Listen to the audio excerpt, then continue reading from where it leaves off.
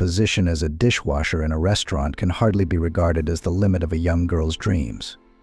But if in her native village complete hopelessness with work, and the diploma of secretary clerk is dusty on the shelf for the second year, it is bread.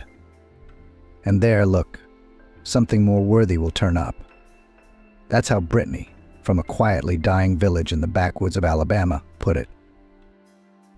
Of course, it will set her friend Stephanie, who had long since settled in the city, optimistically.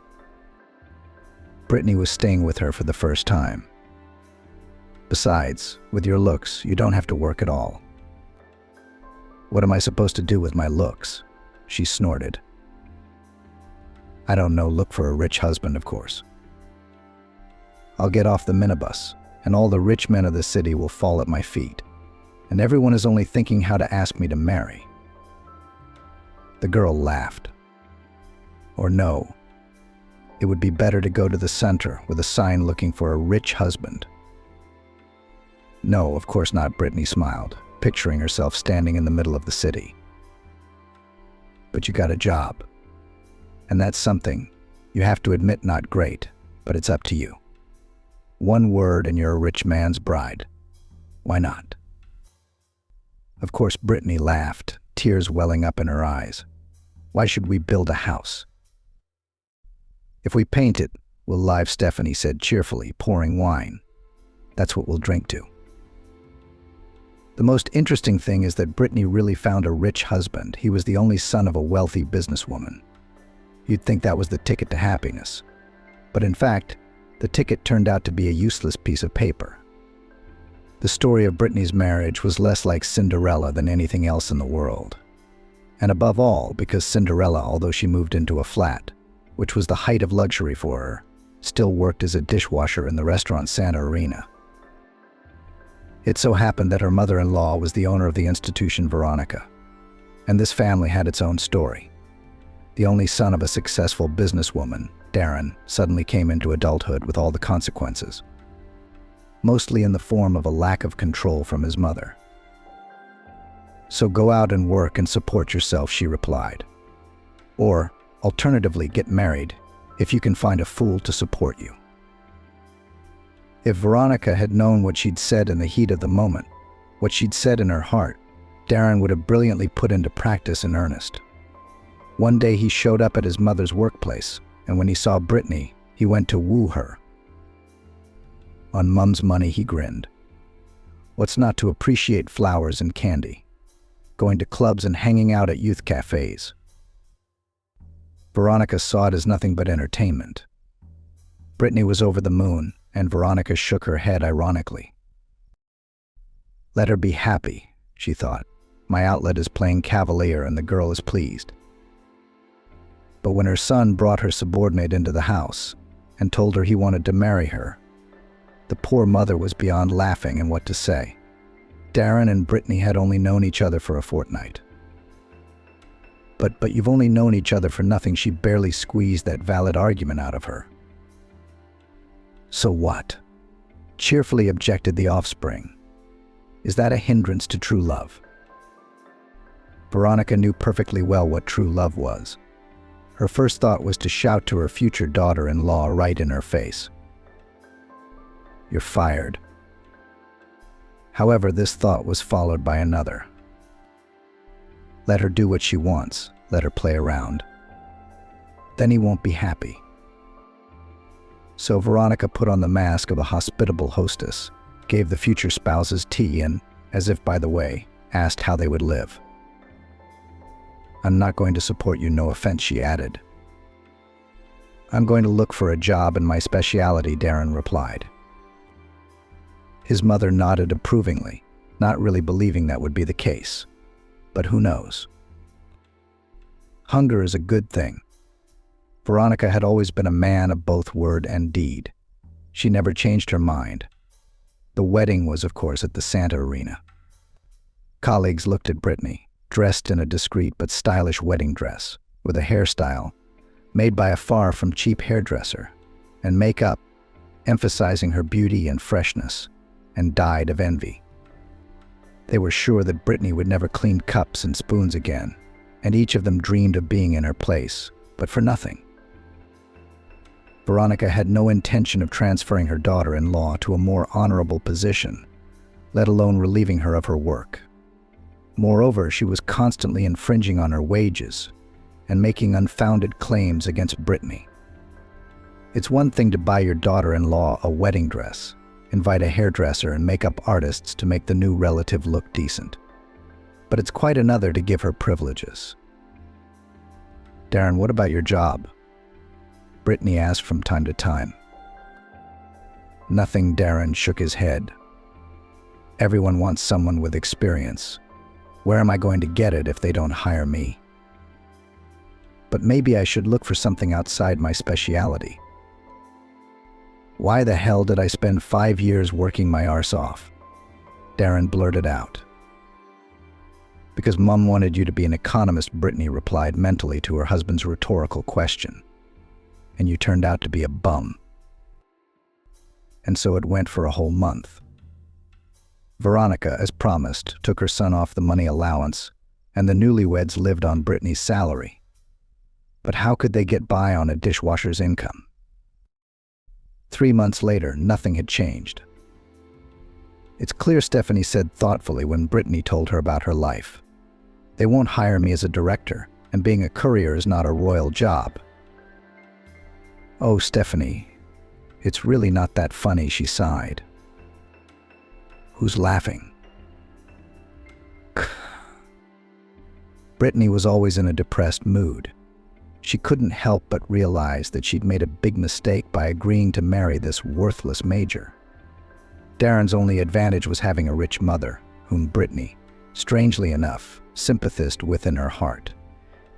Veronica was a strong, self-sufficient, and intelligent woman. In short, she had all the qualities necessary to be successful. Brittany truly respected someone like that, and in time hoped to become someone like her. Darren's father died when he was 3, and Veronica raised her son alone. What kind of man had he grown up to be? That was another question. But Darren never needed anything. He was well-dressed, well-fed. He went to paid circles and sections and finally graduated from a prestigious university. That was her undeniable merit. As for Darren himself, he was practically nothing without his rich mother. In short, marriage was a mistake for Brittany, and the day had come when she'd seen it for herself. Brittany was finishing the last load of dishes and was glad to be able to go home early for the first time in a long time. The restaurant was open to the last customer. The regulars liked to party hard until the end. On this day, they seemed to have decided to go to bed early, which was an unheard of joy for the staff. "Brittany, are you coming soon?" Emily, the waitress, shouted from the car. "Yes, I'll be right there," she replied, and, glad to breathe in the fresh air, walked towards the minibus for the staff delivery. When they arrived at the couple's house, Brittany said goodbye to her co-workers and sat down on a bench. She wanted to get some fresh air before bedtime to quench her thirst for oxygen. Brittany got up from the bench and looked at the windows. "No lights anywhere. He's asleep," she said. "What else is he going to do? His wife will bring everything on a platter." No, Brittany asked herself over and over again. Why am I still with Darren? But she couldn't find an answer. She was well aware that some of the restaurant staff were talking about how Brittany just needed to get into a decent family. There was also talk that she was looking for a more promising position. Neither of those things were true. At first, Darren had seemed interesting to her. There was no self-serving agenda, or else there would have been a wealthy older man in the place of the infantile Darren. But the fact that Brittany accepted his marriage proposal was, by and large, the result of Darren's persistence. The 5-minute bride herself had her doubts. "Basically, we don't even know each other," she said. "Big deal," the girlfriend blurted out. "You found a common language and things will work out there. And if things don't work out, you can always get a divorce. And you might even get something in the divorce." Well, it looks like that moment has come. Especially since Brittany was already thinking about ending the marriage. She entered the flat and realized from the voices coming from the bedroom that her spouse wasn't here alone. but with whom Brittany thought now we'll have to find out. She opened the bedroom door and saw Darren with some girl with long, Rapunzel-like hair, obviously with extensions. The pair were half sitting on pillows and talking animatedly about something. "Well, hello there," Brittany said loudly and forcefully. "Brittany," exclaimed her husband. "Are you here yet? Why can't you see?" "Well, yes, Brittany, it's not what you thought," he babbled.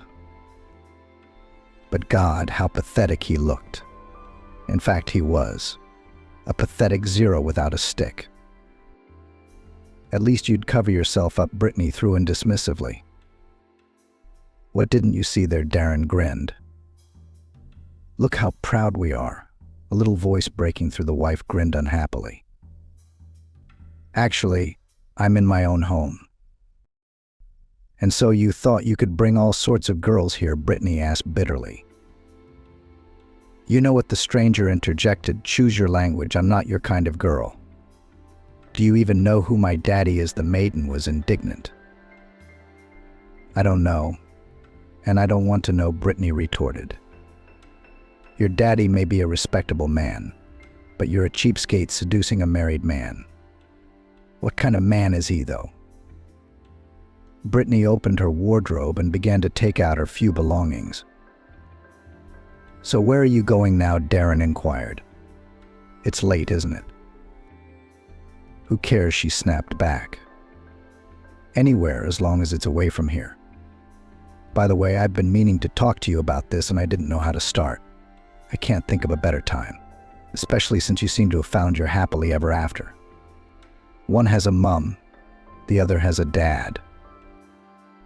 Brittany walked out of the flat and looked at the clock. 11:30. Stephanie was usually awake at this time. "So what are you going to do now?" her maid asked, pouring her a soothing iced tea. "Like what?" "I'll file for divorce," she replied. "There's nothing keeping me with him. We have no children, no joint property either. So they'll divorce me quickly, and then I'll find another job and forget all this like a bad dream." "Good for you," Stephanie approved. "Let's go to bed. It's getting late." The next day was a day off.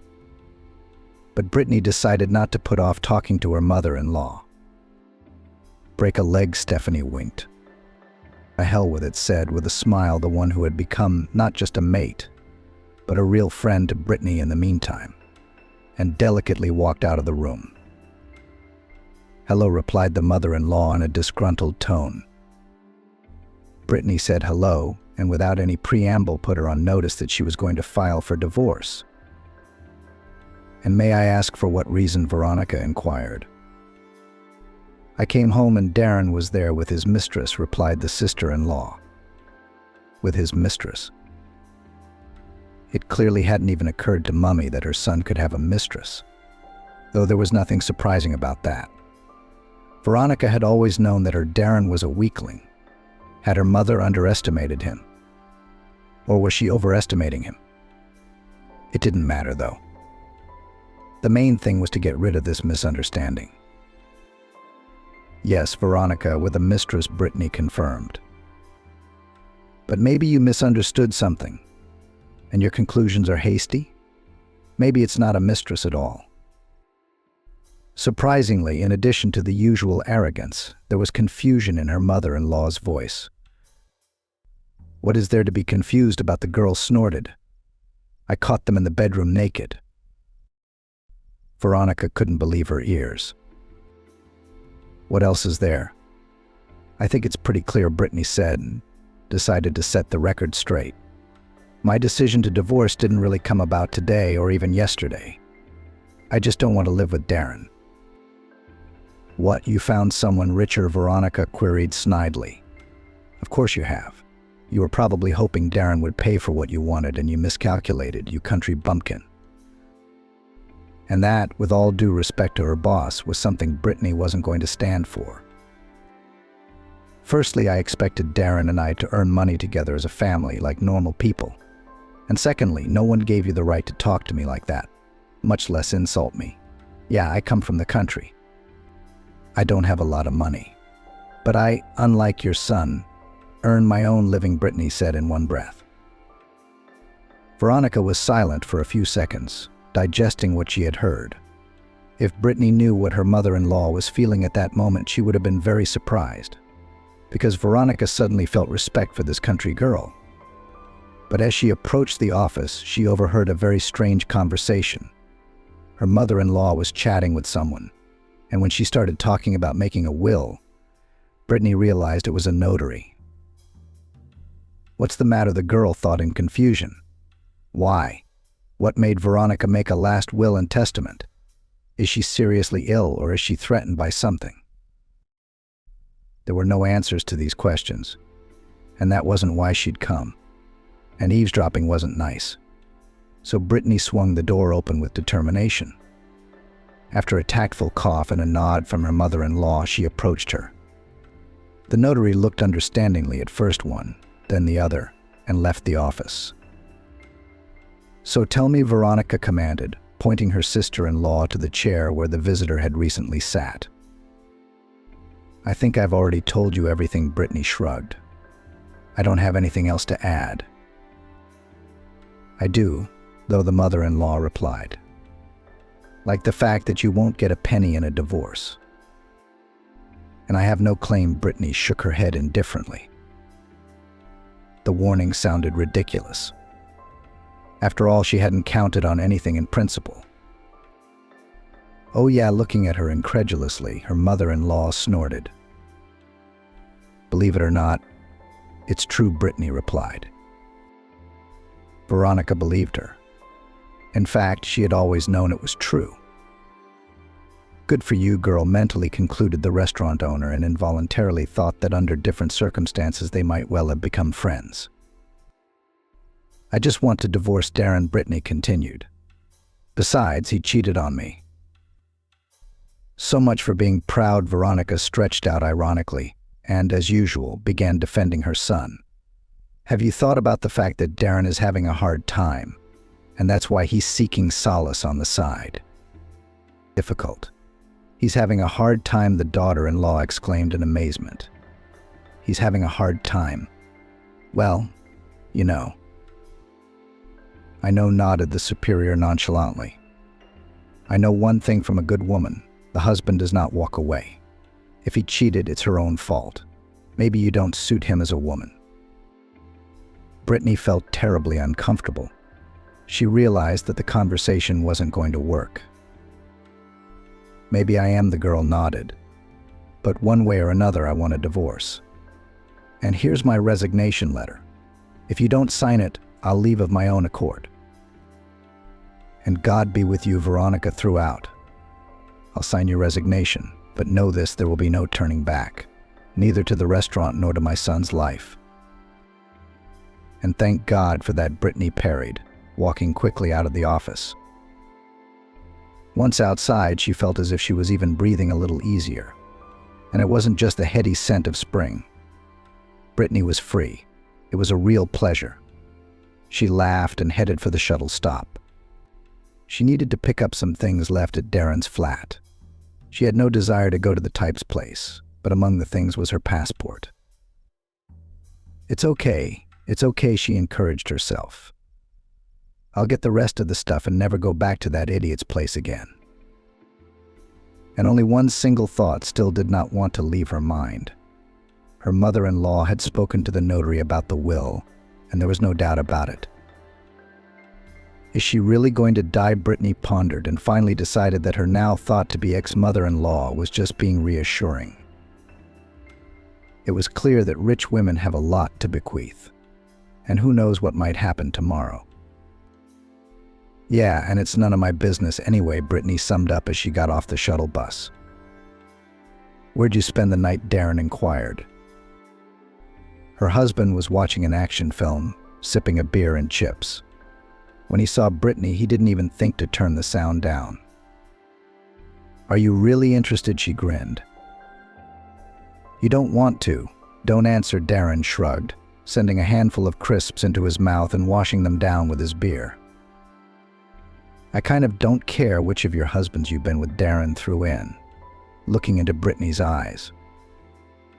"Come on, we're civilized adults," she mumbled nonchalantly.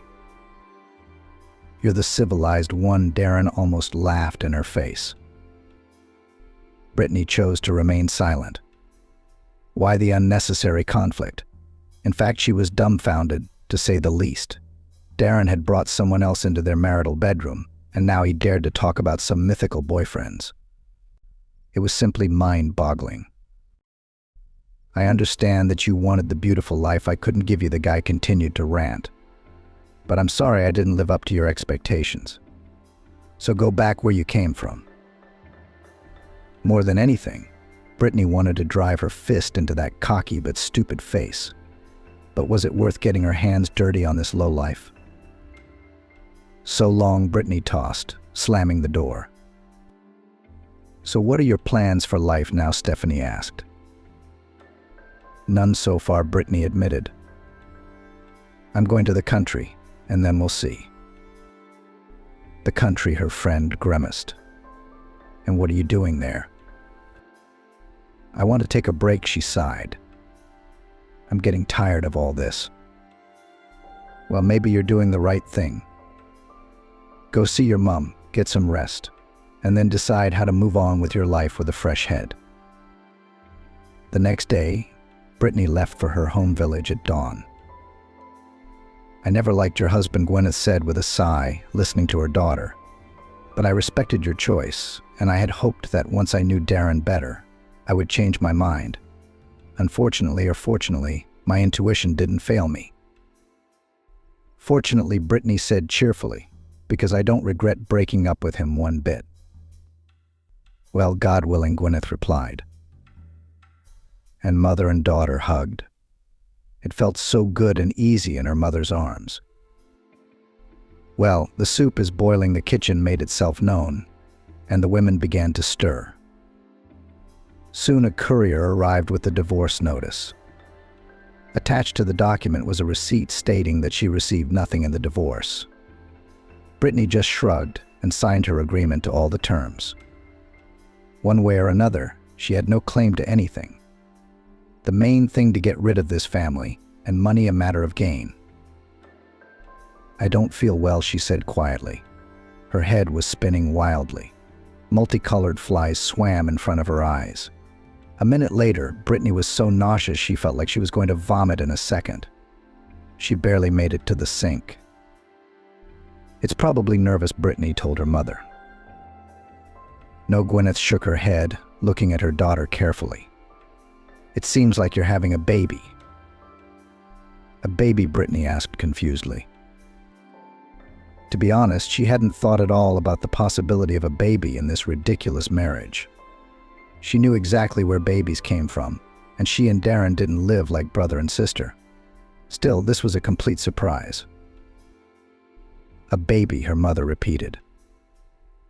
"I hope you don't do anything stupid." "What do you mean?" "About the fact that nowadays, after all, girls your age don't really go for motherhood, and then they mangle their lives." Oof, Brittany laughed. "No, I'm not going to do anything like that. It's not even out of the question." "Watch it from me," her mother said with feigned sternness, and, wagging her finger, laughed too. "So nothing is certain yet," smiled the girl. "And I have a feeling everything will be confirmed." Mum was right. Brittany was 6 weeks pregnant. "Nothing will grow up," Gwyneth smiled, and tears of happiness glistened in her eyes. She was convinced that having a baby was always a good thing, no matter what the circumstances. Gwyneth remembered when she had found out she was going to be a mum. Since childhood, she had serious lung problems. And when she became pregnant, the doctors recommended an abortion. But Gwyneth sincerely did not understand how you can lose your own child. Brittany was born strong and healthy. But the young mother severely undermined her health and eventually received a disability. But despite this, was happy that a daughter was born. When Brittany turned 10, the Jackson family was in trouble. Her husband died in an industrial accident. It was the 90s, and it was incredibly difficult for the disabled woman, who was left with a schoolgirl daughter. She never remarried, so she raised Brittany as best she could. She baked pies for roadside cafes, sold vegetables from the vegetable garden, berries, mushrooms, which she and her daughter collected together. And they survived, Gwyneth thought. God willing, will survive now. And Brittany will meet her man. I want to work, she declared a few days after her visit to the antenatal clinic. Oh boy, her mother splayed her hands. And where will you go to work? In your position. In what position? Brittany asked mockingly. Pregnancy isn't a judgment call. I feel great, and you can't see the belly yet. Why not work? We don't even have jobs, Gwyneth remarked. Except for Harold. But I don't think he'd have anything for you. Harold was a local farmer. He had half the village working for him, and as far as Brittany knew, Harold paid his workers well. What's the matter? Her daughter wondered. I could go to work as a milkmaid.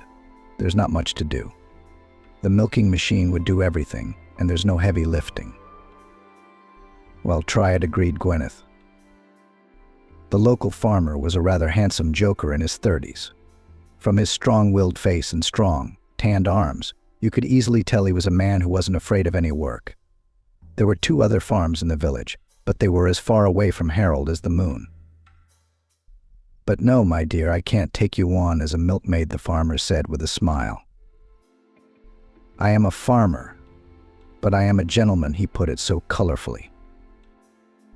You mean you refuse me a job? Brittany replied in surprise. So I don't refuse. But such a beauty and into milkmaids. Why do you want to offer another job? She rejoiced. Quite right, Harold nodded. Will you go into carers? Carers? Brittany was confused. But I don't have a medical degree. Medical training, Harold snorted. I've had 2 with medical training come to see me, no use. And Grandma needs to talk. I see, she nodded. But I'm afraid I'll have to decline. Still, an elderly sick person is such a responsibility. We have everything under control, Harold smiled. The injections and other medical procedures are the responsibility of our paramedic, Mrs. Janice.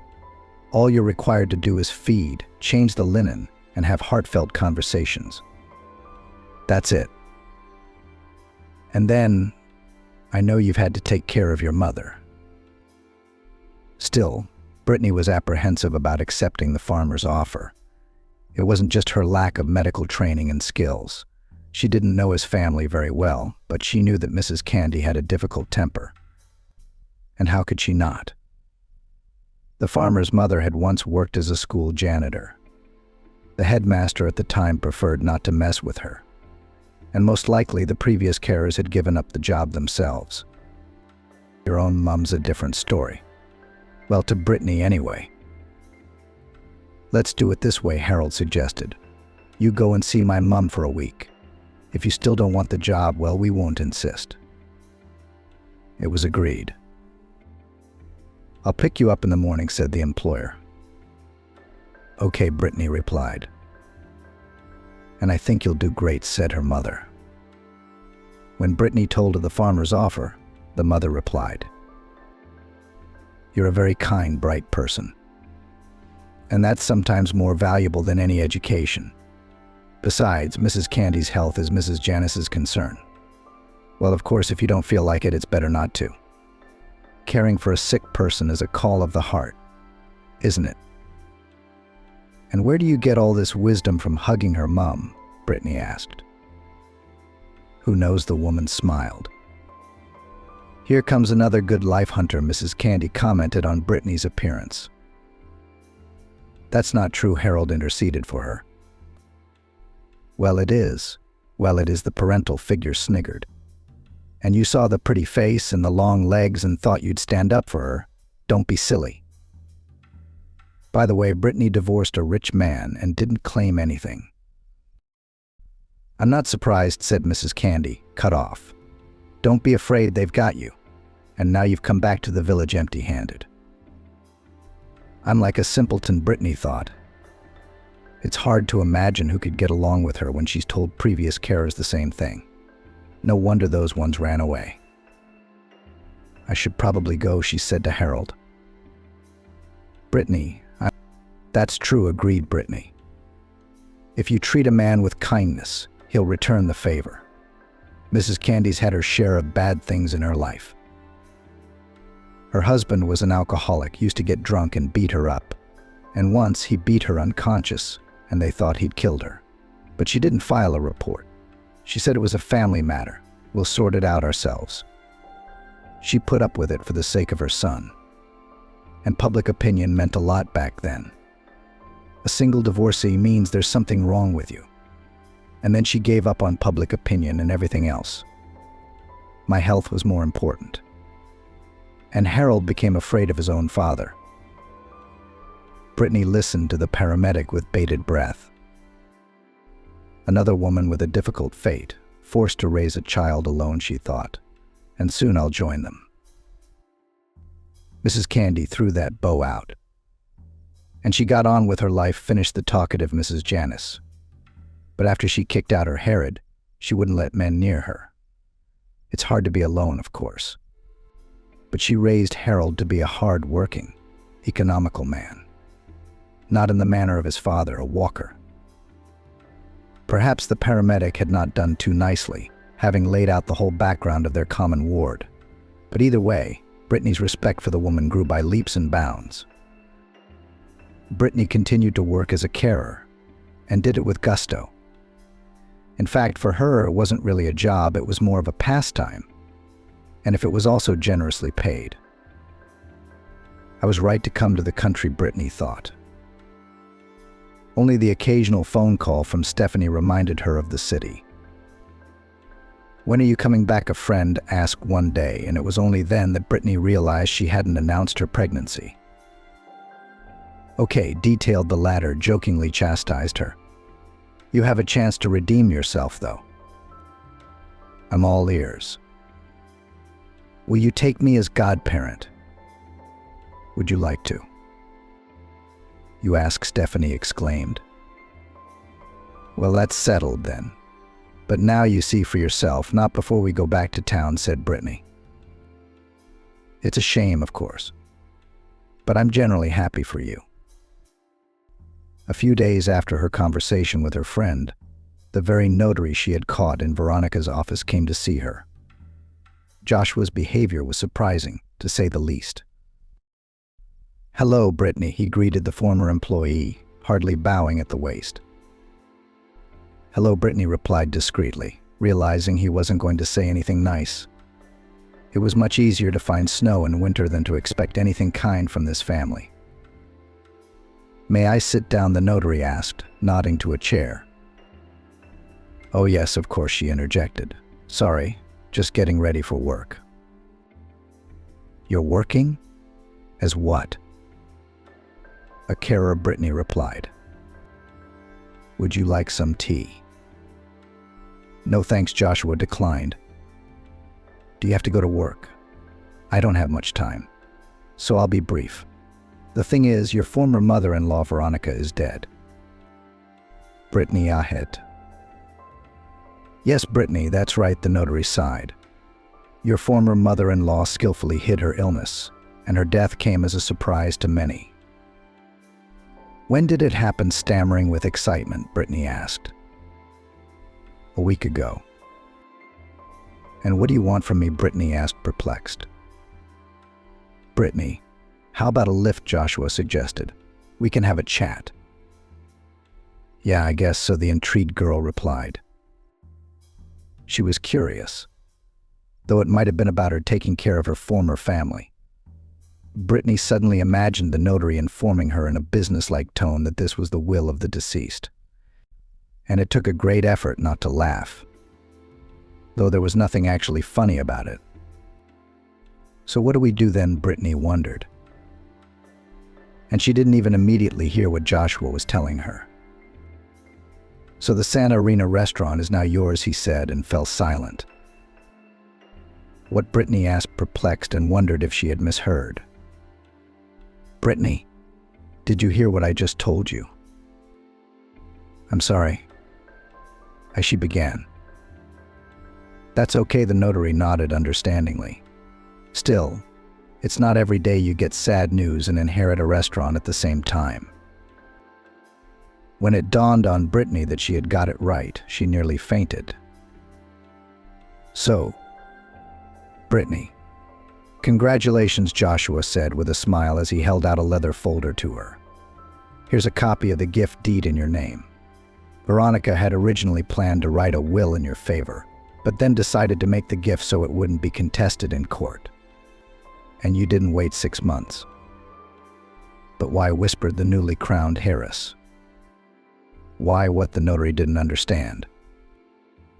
Why did Veronica leave the restaurant to me, and not her son? Brittany asked when she regained the power of speech. Well, I don't have to tell you what kind of man your ex-husband is, the lawyer grinned. So you can imagine what kind of executive he is. Yeah, Brittany said with a sigh. But he could have sold the restaurant, couldn't he? As much as I feel for Darren, it's wrong to disinherit your own child. Your own, Joshua said cryptically. What do you mean? Brittany said warily. The fact is that Darren is not actually Veronica's own son, the notary explained. She took the boy in from an orphanage. If I'm not mistaken, Darren was about 6 years old. Veronica hoped to raise an heir to continue her life's work. And he grew up, he only waved his hand. Brittany couldn't utter a word with excitement. To think that just yesterday she didn't even have a penny to her name, and today she was informed that she was now the owner of a restaurant. You never know how life will turn out. Unbelievable, the girl shook her head. Veronica, after all, she never loved me. And here, that's actually not the only reason your ex-mother-in-law passed the restaurant on to you, Joshua said. Shortly before she died, she found out you were pregnant. Oh, how? Yes, Brittany. She wondered from time to time how you were living, what you were breathing, and that only strengthened her desire to help you. Do you know what Veronica said? And what did she say? At least let my grandson live happily ever after, the notary quoted the late owner. Joshua said something else, but Brittany thought about the fact that Veronica was an extraordinary lady after all. It all fell into place now. The son of such a hard-working and purposeful woman, as the owner of the restaurant was, a priori could not grow up empty and completely unadapted to life. But my future baby won't be her blood relative either, Brittany realized, and suddenly she felt something like disappointment. Here we are, she said. Well, it was good to see you, the notary said, not the least bit wryly. Likewise. I look forward to seeing you at my office at your convenience, Joshua said, and they exchanged phone numbers. What are you like today? Mrs. Candy remarked excitedly. Did something happen? Something happened, Brittany exhaled and told her about the unexpectedly unexpected inheritance. But are you happy about it? I don't know yet, she admitted. On the one hand, it's at least a bonus from this stupid marriage, but on the other hand, it's such a responsibility. I'm also afraid of. Afraid that the ex might retaliate, Mrs. Candy suggested. Darren, revenge, Brittany laughed. What an elusive vigilante. Mrs. Candy shook her head. In order to get revenge, you have to dare to do it. This slug is afraid to get his arse off the sofa. The most he's ever done is bring a mistress into the house. He doesn't have the guts to retaliate. Brittany underestimated her ex-husband, for at this very moment he was plotting his revenge. After all, he was counting on this restaurant so much. The phone rang. Darren flinched. Since some time now, he feared phone calls like fire. I won't take it, he decided. The phone went silent, and Darren breathed a sigh of relief. However, The joy was premature. The mobile notified the owner that a messenger message had arrived. "Pick up the phone, you rotter, or it will be worse." The phone rang again, and Darren reluctantly answered. "How soon can I get what I owe you?" the caller inquired. "There's been a glitch with the debt," Darren muttered miserably. "What do you mean?" "You said your mother wrote a deed of gift for you. You don't have to wait 6 months. What other overlays could there be?" his interlocutor pressed him. "Mother has drawn up the deed of gift, but not on me." "Bullshit," exclaimed the tormentor incredulously. "That's true," Darren replied doomily. "And on whom, then?" "My ex-wife." "Looks like you're in deep trouble, lad." From the outside, Darren's interlocutor might have seemed to sympathize with him, but the next words disproved such assumptions. "All right, listen up, gambling woe," he said. "I don't give a damn about your problems. How you're going to repay the debt, negotiate with your ex. Fall at your feet. The cash equivalent will suit the boss just fine. So go for it.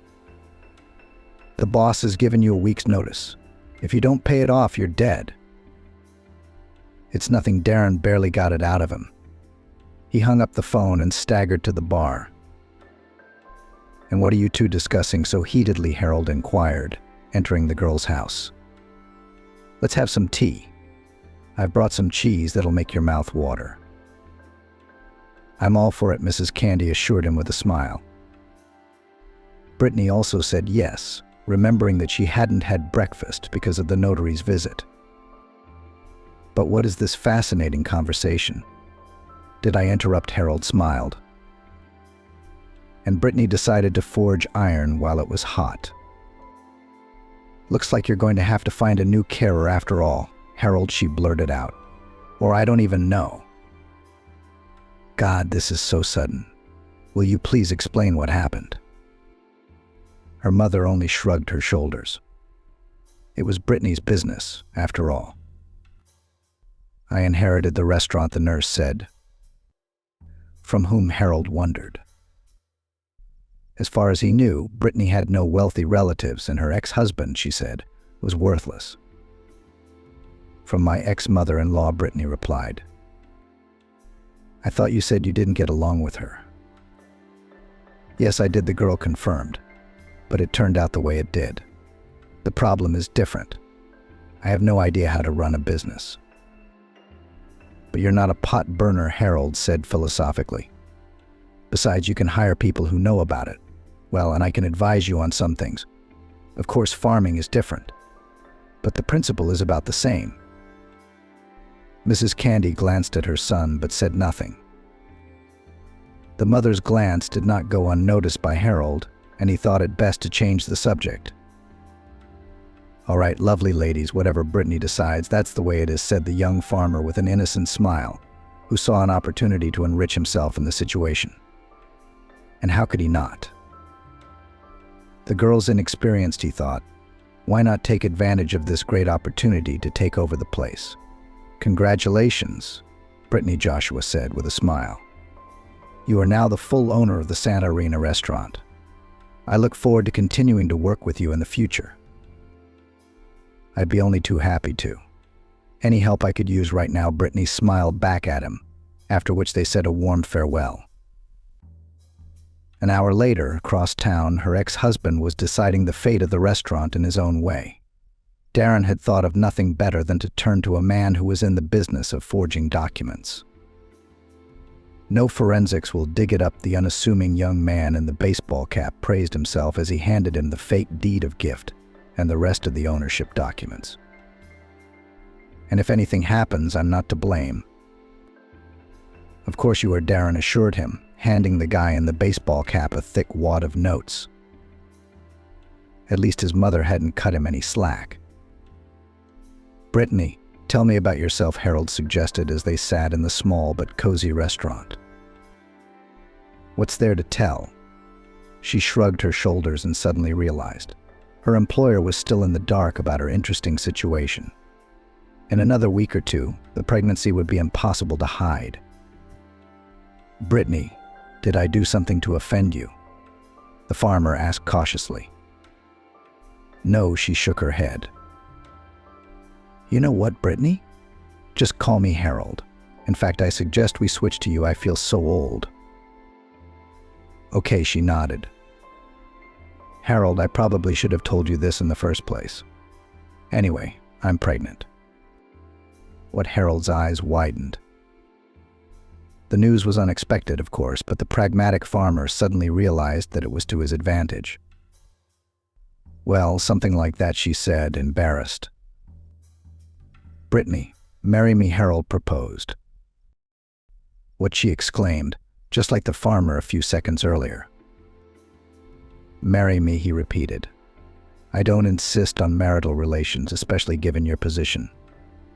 If you will, I'm offering you, how shall I put it, a mutually beneficial partnership." Harold's arguments were indeed not without common sense. Brittany didn't know anything about business, while he owned an impressive farm and was ready to adopt a child, and this particularly touched the young mother. Besides, Mrs. Candy had become very attached to Brittany, and Harold was also very fond of her. No, you couldn't call it love. It was more like sympathy. Harold was the kind of man who made women feel like they were behind a wall. And that couldn't help but be attractive. And did love even exist? Brittany had her doubts about that. But she had no doubt that she and Harold would make a strong family. He was a reliable man who could provide for them, not like that slob Darren. And Brittany said yes. "Brittany, please." "No, I'm begging you," the farmer's mother said for what must have been the 10th time. "Think about it, girl. It's such a big step to take." Mrs. Cundy had guessed her son's intentions at once and had seen fit to warn Brittany.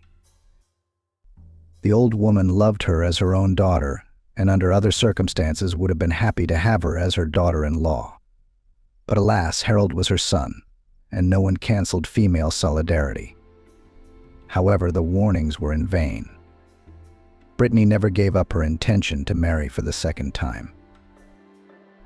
The wedding was celebrated in a large 2-story house of a farmer. Harold invited all his friends and relatives. On Brittany's side, it was just her mum and Stephanie. The guests only talked about the fact that the young wife would be behind Harold as a reliable support. The men looked at Brittany appraisingly and thought Harold was lucky. His wife was not only young and beautiful, but also intelligent, independent, economic, and only the mothers of the bride and groom looked gloomy. Mrs. Candy was ashamed of her son's deed, and Gwyneth felt that her daughter would be offended again, but did that make it any easier? "Bitter," shouted the groom's Uncle Oswald cheerfully, after the kiss, to the frantic shouts of.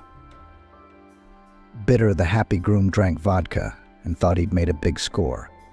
Married a young beauty with a rich dowry. The main thing is to approach it wisely, he thought. Then I will become a real rich man. And then perhaps I'll find another bride without burdens. Harold indulged in happy thoughts, not even knowing what disappointment awaited him. The Miami Beach farmer didn't know the first thing. The Santa Arena restaurant was unofficially owned by someone else. It was simple. Darren had lost it in a card game to a stranger with a rich criminal record. But how would Harold know that?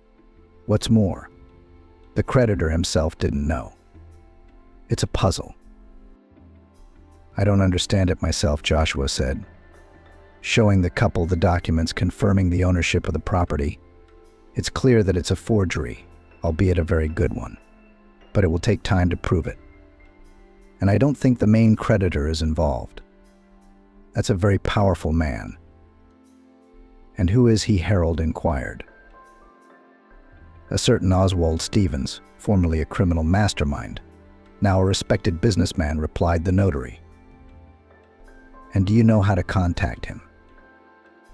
The farmer realized that the inheritance was proving to be quite a hassle, if not problematic, and it seemed to be sailing out from under his nose. But maybe it's worth fighting for it, Harold thought, and decided to meet with the criminal mastermind. Fortunately, the notary had his coordinates and the meeting took place in accordance with the law. The restaurant belongs to my wife. Harold laid out his main trump card. But her ex-husband owed me in cards. Stevens objected, and that restaurant was at stake. Yeah, and Darren didn't know the restaurant would be in Brittany's name, the farmer pointed out. So ignorance of the law doesn't absolve you of responsibility, the ex-criminal shrugged. So it is here, too. The least of my worries in the world is that somebody didn't know something. It's my money that I care about. I'll sue, Harold warned. Are you serious? Stevens asked. Does your wife know? What do you care about my wife? I don't, Stevens snorted. Sounds like she's got nothing but sympathy. Do you want to sue? You're welcome to it, mate. Let's say goodbye then. I've got a business meeting coming up. Brittany couldn't stand it when her husband went away on business. He always called her to let her know if he wasn't coming back. But this time was different. Harold left in the morning and didn't answer the phone all day. Mrs. Candy couldn't reach her son either. What are you worrying about ahead of time? Gwyneth shook her head. In your position, Harold told me the connection in that village isn't good. Yes, I understand, her daughter said in despair, but I have a bad feeling about it. Oh, go to bed, said the mother. There's no face on you. But you will stay with me, won't you? What kind of question is that? Brittany woke up to the ringing of her mobile phone. Bleeding cold sweat, she picked up the phone. Hello, Brittany came through the receiver. Yes, it's me, she answered, realizing she was about to hear something very scary. You don't call with good news at 4 o'clock in the morning. Your husband, Harold, has been killed in a traffic accident, the voice impassively informed her. Please accept my condolences. No, she screamed. No. What happened? Her mother asked, coming running in at the scream. Harold's dead, Brittany muttered doomily and handed her mother the phone. Mum, talk to them. After speaking to the police officer, Gwyneth sat down on the bed and hugged her daughter and said, Brittany, we have to go to the lineup. Maybe I should stay home. Perhaps that would be best, the young widow replied and sobbed bitterly. She dialed her mother-in-law's number.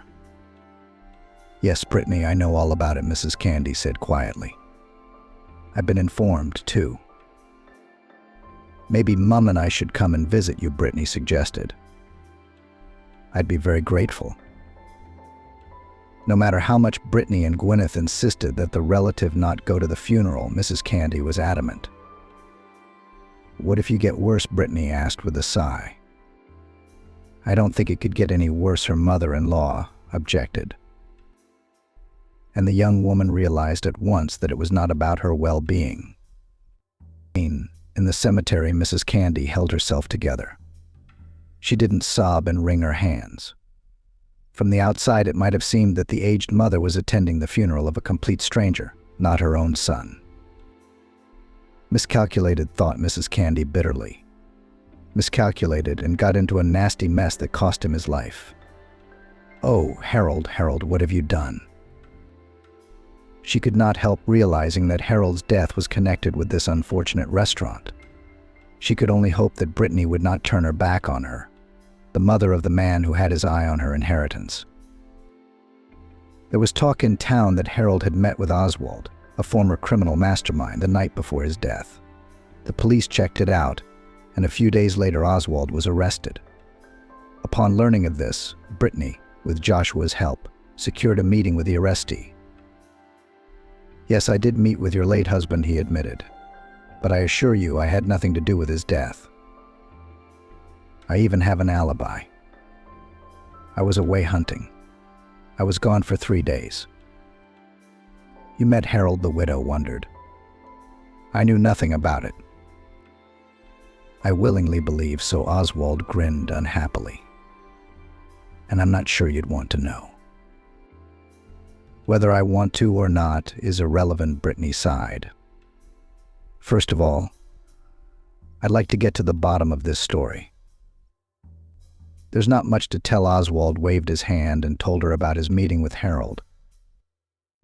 Brittany was unpleasant, but Harold was gone, and now only God would judge him. After the story of the former criminal mastermind, she decided to give up the unfortunate institution, which brought her only suffering. "You are an extraordinary woman after all," Oswald said, shaking his head. "Not at all," Brittany objected. "I don't want any stranger. Who knows him? Maybe that's why everything happened. I can feel whatever way I want about my ex-husband, but it was understandable, wasn't it? Darren felt bad about not getting the restaurant, so he made a mess of things." "I guess you're right," the new acquaintance nodded. "You know what, Brittany? I think I'm going to pass on that restaurant too. I'll make my money elsewhere." The next day, Oswald was released for lack of evidence. Oswald did not delay, and after a couple of days he knew everything. He was suddenly very keen to see Brittany. All the more reason to see Brittany. Oswald booked a table in an expensive restaurant. He called Brittany, and she agreed to meet him. "You are simply enchanting," said the businessman admiringly, opening the doors of his luxury Mercedes in front of her. In a dress of flowing turquoise-colored silk, Brittany really looked elegant, and her already noticeable tummy only adorned her. The young people took a table, and Oswald told Brittany everything he had learned. The forged documents had been made to Darren's order and given to a gangster nicknamed Nail. "He works for my main competitor," Oswald explained. "Your ex was brainwashed, told he was acting on my behalf, and then it was a matter of technique. They set up Harold's accident by cutting the brake hose. That's the whole story. The culprits have been arrested." "And Darren?" Brittany asked. "And Darren is being held as a witness. I hope this story makes him think about his life," sighed Brittany. "Let's hope so," Oswald nodded. "But let's not talk about the sad stuff." Oswald proved to be an interesting conversationalist. His fate was not an easy one, a life with a criminal father, a term in a penal colony for stupidity, an acquaintance with the criminal world, a business mixed with crime, and finally the realization that nothing good would come of it. Brittany and Oswald felt irresistibly drawn to each other. Here it is. Love, Brittany thought, and was frightened. And when the first shock passed, she suddenly laughed. Oswald smiled too, and within a minute they were laughing like crazy. Mrs. Candy's fears about her well-being were not in vain. That very evening, when Brittany was at the restaurant with Oswald, the old woman became ill and was taken to the hospital. Brittany had heard about it from Mrs. Janice. "So what are we waiting for?" Oswald exclaimed. And they ran out of the restaurant. "How is she?" excitedly asked Brittany to the attending physician. He explained that Mrs. Candy required donor bone marrow cells and it was almost unrealistic to find a donor.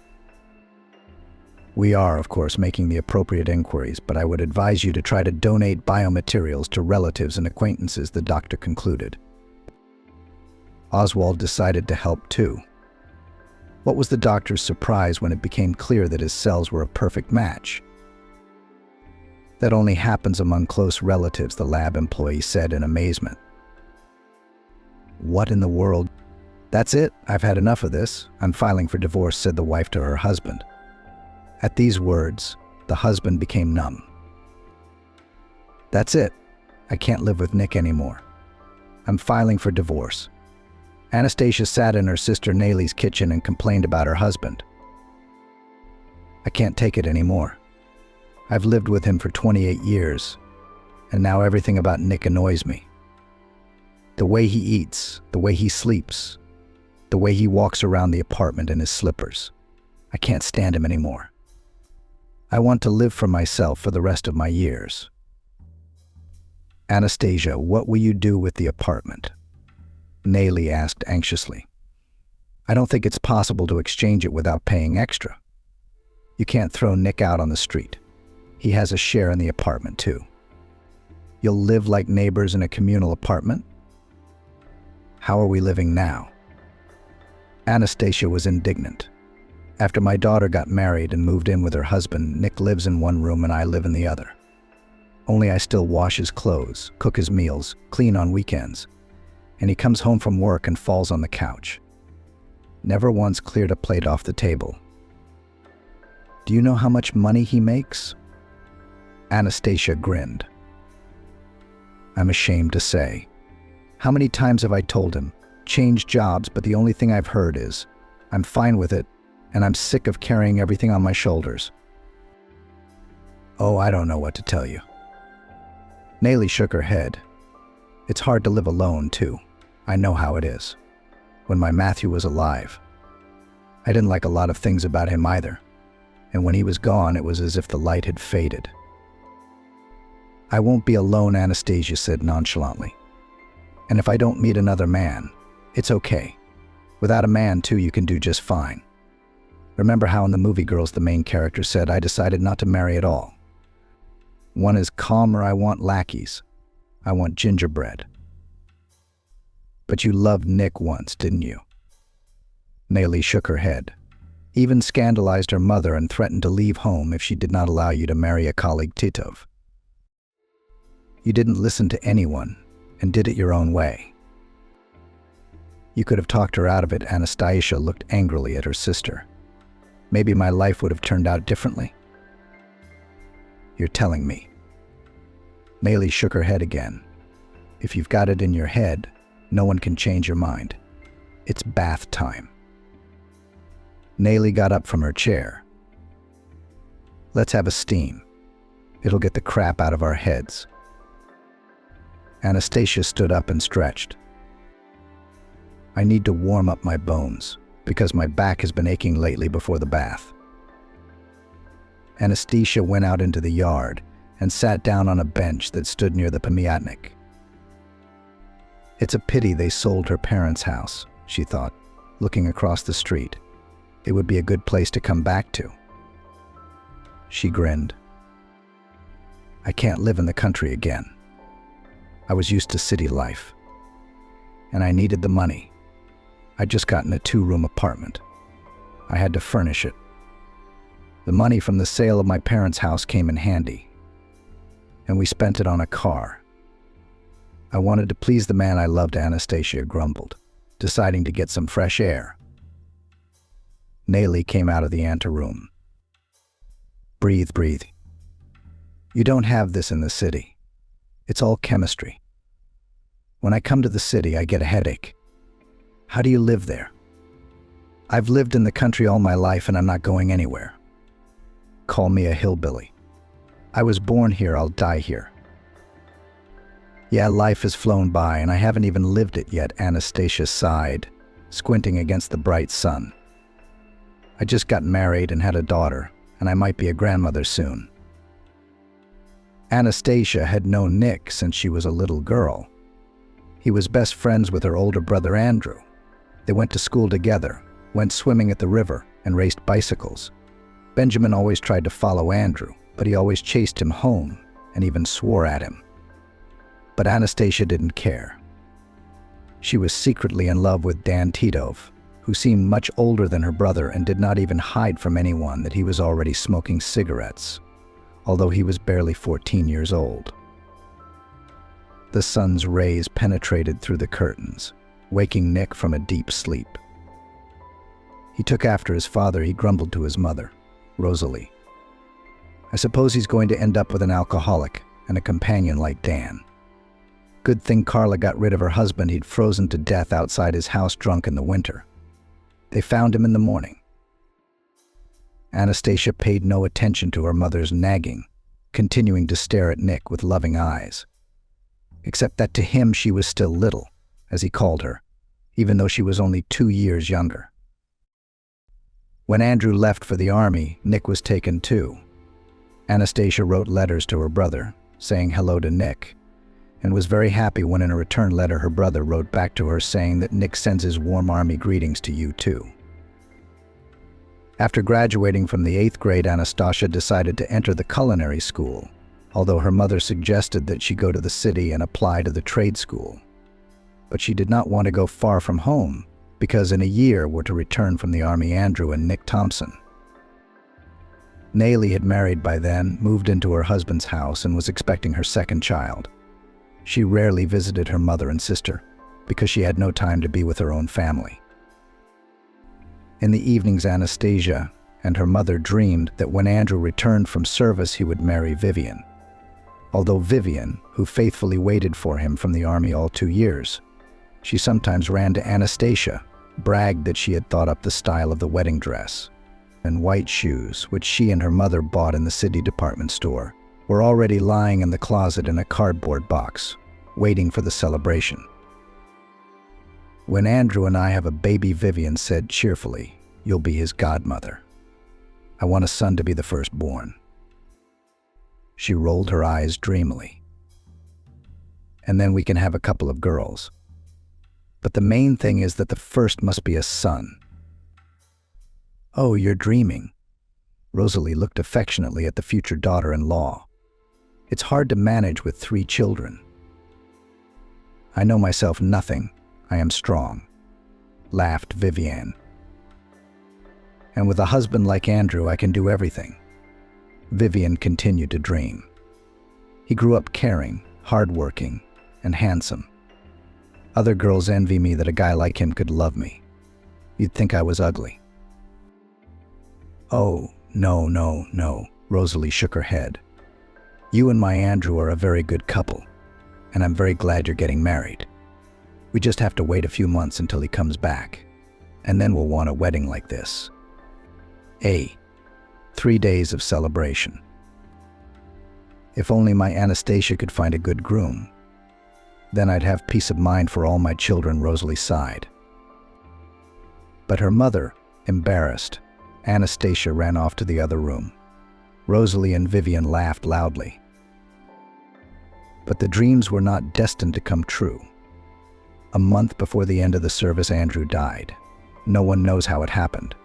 Or rather, the command, of course, knew the circumstances of his death, but said only one thing: an accident. From grief, Rosalie in a flash grayed and could not believe that in a closed coffin is her son Andrew. "It's not him, not him." She wailed at the cemetery, watching the grave mound grow. "I just recently received a letter from Andrew, in which he wrote that he would soon return home." "Mom, calm down," Anastasia, clinging to her mother, trembling with all her body, begged. "Let's go to the wake. Everyone's already there." Rosalie swore after her daughter, turning to look at the fresh grave where her only son lay. Soon Nick returned from the army and, without going home, went straight to the Maryanovs. Seeing him, Rosalie splashed her hands, hugged Nick, and wept bitter tears. "You tell me that my Andrew is alive." The woman looked hopefully at Nick. "We saw you off to the service together, so you must return together. Tell me that you deceived me, brought to the coffin of another man's son." "No," Aunt Rosa. Nick shook his head. "Not deceived." He sighed heavily. "I'm sorry. Bye." Nick quickly went out into the yard, sat down on a bench, and lit a cigarette. Nick didn't notice how Anastasia silently walked over to him and sat down next to him. "Welcome back," she said quietly. But Nick shuddered with surprise. "Oh, I'm scared." He almost dropped his cigarette and smiled. "Wow, how you have grown. Quite a bride has become." "How did Andrew die?" Anastasia asked quietly again, staring off into the distance. "I don't know," Nick answered hastily. "I was on leave that day, and when I returned to the unit, I was told that Andrew." He was silent again. "In short, that Andrew is no longer there, and no one explained the reasons to me. You know, the army, there is a lot of secrecy." In fact, Nick lied. He knew that his best friend died because of him, and now he was tormented by conscience. On another leave, Nick met a girl and started dating her. But she had an older brother who was strongly against it. He warned Nick that if he did not get away from Grace, he would be in big trouble. But Nick only grinned, saying that nothing would scare him. On that fateful day, Nick and Andrew walked out of the unit together to go about their business. Nick was excited about his date with Grace, and Andrew decided to buy gifts for his family. After all, he was about to be discharged soon, and he wanted to return home not empty-handed. They had barely rounded the corner of the concrete fence when they ran into a group of guys, including Grace's older brother Benjamin. He looked at Nick sternly. "I warned you to back off my sister.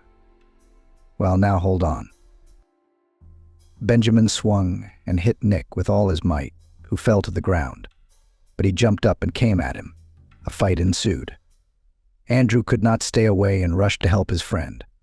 Benjamin took a knife out of his pocket and wanted to stab Nick with it.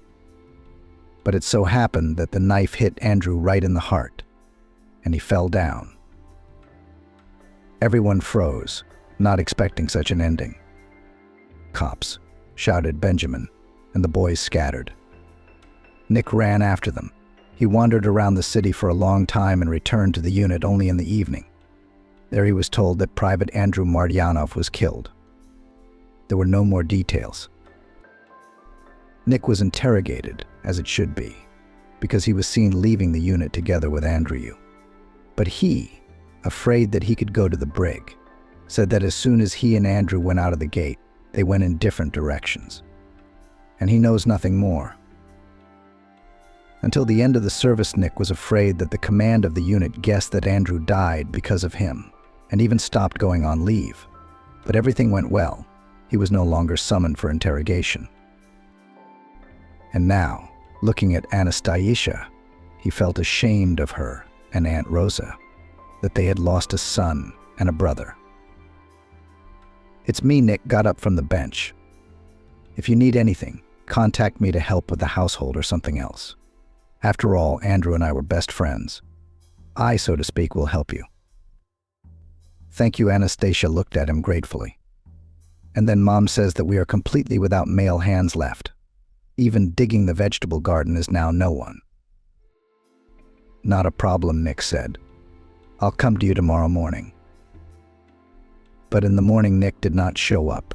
All night he celebrated his return with his friends, and in the morning he was hungover. He went to bed and slept through the night. "So where is your assistant?" Rosa asked her youngest daughter snidely. "I guess I shouldn't have praised her yesterday that Nick would help us with everything. I'll have to go back to Jake's house again. He'll do anything for a bottle. Last time he dug our garden so hard, nothing grew. But there's no way out. I don't have any strength left. And look at you. Skinny, you can't hold a shovel." "Mom, you'll see." "Nick will come," said Anastasia, looking out the window. "He promised to help us in everything instead of Andrew." "Oh, Andrew, my darling son," Rosalie wailed. "And who did you leave us for?" Anastasia did not listen to her mother and ran out of the house. She walked along the country road and, reaching the house where the Titovs lived, looked through the fence into the yard. Aunt Carla was doing chores, and Nick was nowhere to be seen. "Something's peeking out," Helia Swan, Nick's friend, sneaked up on her. "Why don't you come inside?" "I'm not looking at anything," Anastasia replied fearfully. "I was just passing by and stopped for a moment to catch my breath." Well, well, well," laughed Helia. "And I already thought that you decided to visit some fiancé? After all, we haven't seen each other for 2 years. Probably missed you." He laughed out loud again. "It's too much." Anastasia stepped away from the fence and walked away. But she heard Helia enter the house and shouted loudly, "Nick, stop snoozing. You already have brides waiting for you at the gate." Anastasia blushed and walked even faster towards her house. She thought that Nick had forgotten his promise. And what was her surprise when, waking up in the morning, she went out into the yard and saw him in the garden with a shovel in his hands. Come on, show me which beds to dig. He squinted against the bright sun. Sorry I couldn't come yesterday. I was celebrating my return from the army. You should understand. I understand. Anastasia nodded her head. You dig, and I have to get ready. I'm going to miss the bus. Where are you going this early in the morning? Nick wondered. Are you in a hurry to go on a date? What date? Anastasia laughed. At the school, I go to class in the morning and then come home in the afternoon. I was offered a dorm room, but I turned it down. How can I leave my mom alone? I've been driving back and forth all week. Good thing it's vacation soon. I won't have to go anywhere. Be careful. Nick grumbled. And if anyone hurts you, tell me right away. Oh, who needs me? Anastasia was embarrassed, but she was glad that Nick was worried about her. From that time, Nick began to come sometimes to the Martyanovs' that fence fixes, or the doors in the barn. Mom, look what a hard worker, Nick, said Anastasia with delight. He's helping us like he promised. Yes, Rosalie said. But that hard worker always smells so bad that it's impossible to stand next to him. So what? Anastasia shrugged. A man can have a drink after work, can't he? Oh, Anastasia, Rosalie shook her head. You're still young, you don't understand a lot of things. If a man drinks, it's bad for the family. The wife, the children, and the rest of the family suffer. Look at our neighbors, Timofeevs. Their Pete's been drinking as long as I've known him. His wife Nancy has come to our house barefoot and with babies to escape her husband's wrath. Why doesn't Aunt Nancy divorce Pete? Anastasia asked in surprise. Why should she put up with such an attitude? Where would she go? Rosalie sighed. She's got 2 kids on her hands, and now she's pregnant with her 3rd. She has no help from anyone. Her parents are dead. She will endure her husband's antics for the rest of her life. And she loves that alcoholic. She admitted it herself. No, I couldn't do that. Anastasia shook her head. I would have filed for divorce right away. Easy to say, but hard to do. Rosalie grinned. Not every woman would decide to get a divorce. And we don't like divorced women. Even if she were a widow. There's nothing you can do, fate. But divorced women are like some kind of lepers. You can't invite them to your house. She may look back at another man's man. It's medieval, Anastasia laughed. We passed in school. I do not remember in which country, but if a husband died, they killed his wife and buried her next to him. And in another country, I don't remember which one, if an older brother died, the younger brother got his wife. Anastasia continued. And no one asked if he wanted to marry her or not. Holy, holy. Rosalie crossed herself on the icon. Such wild customs. Thank God we do not have such a thing. In the fall, Nick decided to go to the city. He got a job and now he rarely came to the village, and Anastasia became sad. Every weekend at a certain time she passed by the stop where the bus stopped, hoping to see Nick. But alas, her expectations were in vain. A year later, she graduated from college and got a job in a canteen. One day she was returning from work and saw Nick walking towards her. Oh, Anastasia. Nick. He looked at her. You look different. You look so much prettier. I didn't even recognize you at first. How are you? I'm not married yet, Anastasia said, embarrassed. What about you? You haven't gotten married? I'm going to. Nick grinned. I've come to choose a bride. Pick a bride? Anastasia asked. Didn't you find one in town? No, not in the city. Nick grinned. There are too many demands. They give flowers, candy, gifts, and in general they're kind of spoiled. You have to take care of them, bring coffee in bed. Ugh. He spat on the ground. A wife should take care of a man, feed him, do his laundry, understand? Not the other way around. That's how it is in our village. The man is the master of the house, and the wife must obey him in everything. That's why I decided to choose a bride from the locals. Why do you want to get married? Anastasia was surprised, and even so urgently. Nick lit a cigarette. I now work at the factory. I live in a dormitory. And they say that families can get an apartment. So I decided to get married, to get a separate place. And then I can get a divorce. No one will take my apartment away from me. He looked Anastasia over from head to toe. By the way, would you marry me? Nick asked. You're not a spoiled girl, you're not spoiled. You won't claim my apartment. So will you marry me? Or should I give you time to think about it?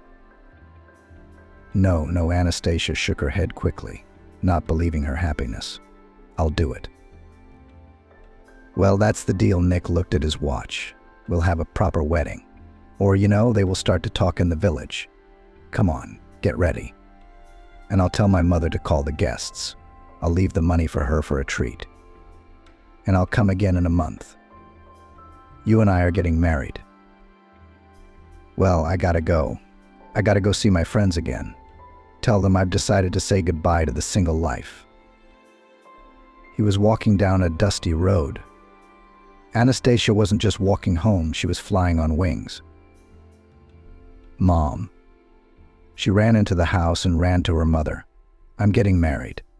Nick Titov proposed to me. And fathers. Rosalie splashed her hands. Are you crazy? No, I won't let you. I won't let you marry him to spoil your fate. He's no good for you. Don't you get it? Tears came to Anastasia's eyes. I've loved Nick for a long time, since I was a little girl, she said. I never dreamed I'd be his wife, and if you forbid me to marry him, I'll leave home and you'll never see me again. I'll go to town with Nick and we'll get married there anyway. You'll be stuck with him all your life, Rosalie sighed. He's a fool. Can't you see that? I love him, she said, stomping her foot. And you can't stop me. What can I do with you? Rosalie sighed. You're just like your father, just as stubborn. Don't complain later, Anastasia. Complain about what? Anastasia was genuinely surprised.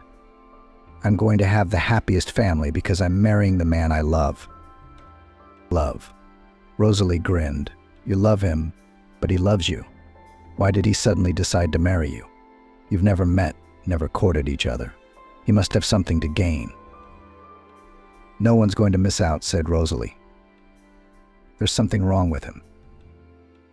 Mama, Nick is very good, said Anastasia, and twirled round her mother. Oh, I'm so happy. I'm going to tell Vivian about the wedding. Let her envy me. What can you do now? Rosalie resigned herself to it. Maybe it would work out for them. The wedding in the village was merry. The tables were set in the courtyard of the Titov's house, lavished with lavish whores, d'oeuvres, and alcohol. Anastasia sat at the head of the table next to Nick and smiled happily. And he seemed to pay no attention to his wife, only wrinkled and reluctantly kissed her when the guests shouted loudly, bitter. Oh, Anastasia. Vivian, who had been a bridesmaid, moved toward her. You're going to regret getting married. He doesn't look at you at all, as if you weren't his wife at all. He drinks moonshine with his friends and looks at other girls. He's not used to me yet, Anastasia. She took off her white dress and placed it carefully on the table, then lay down on the bed, covered herself with the blanket and closed her eyes. She fell asleep immediately and woke up to someone piling on top of her. Anastasia screamed, but a wide palm covered her mouth. What are you yelling for? Are you going to wake up the whole house? She heard Nick's voice. Didn't you recognize your husband? He continued to pile on top of her. Don't. Anastasia tried to say, but she failed. Come on, Nick poked her with his breath. You're my wife now and you should know your duties. Or didn't your mother tell you anything about them? He laughed. Come on, do not break. Or I'll go find another woman for myself. There are plenty of them in the village. Who would not refuse a man's caress? Anastasia obeyed in silence. Her lip was bleeding and she prayed to God that it would all be over quickly. In the morning, the guests gathered again in the Titov's yard. Anastasia no longer sat at the table, but as hostess, she brought the treats, washed the dishes, and watched Nick, who again had fun with his friends, forgetting that he had a young wife. And at night he was again pestering Anastasia, and she silently tolerated everything, only furtively wiping away her tears. A couple days later, Nick went into town for work. I gotta go, he mumbled as he put on his shirt. What about me? Anastasia looked at her husband in bewilderment. I have to pack. I have to quit my job. There's no reason for you to come with me now. I'll get an apartment, we'll get settled, and then I'll call you to me. And this. Give me your marriage license. I have to show them at work that I'm a married man now. Nick, when are you coming to pick me up? Anastasia was almost crying. We just got married. What will people say? He left his young wife at home and went to the city. But you do not listen to anyone. Nick counted the money and stuffed it into the inside pocket of his jacket. I'll settle down and take you to the city. So tell all the curious people. Let them figure out the rest. Let me at least walk you to the bus. Anastasia jumped out of bed and started to get dressed.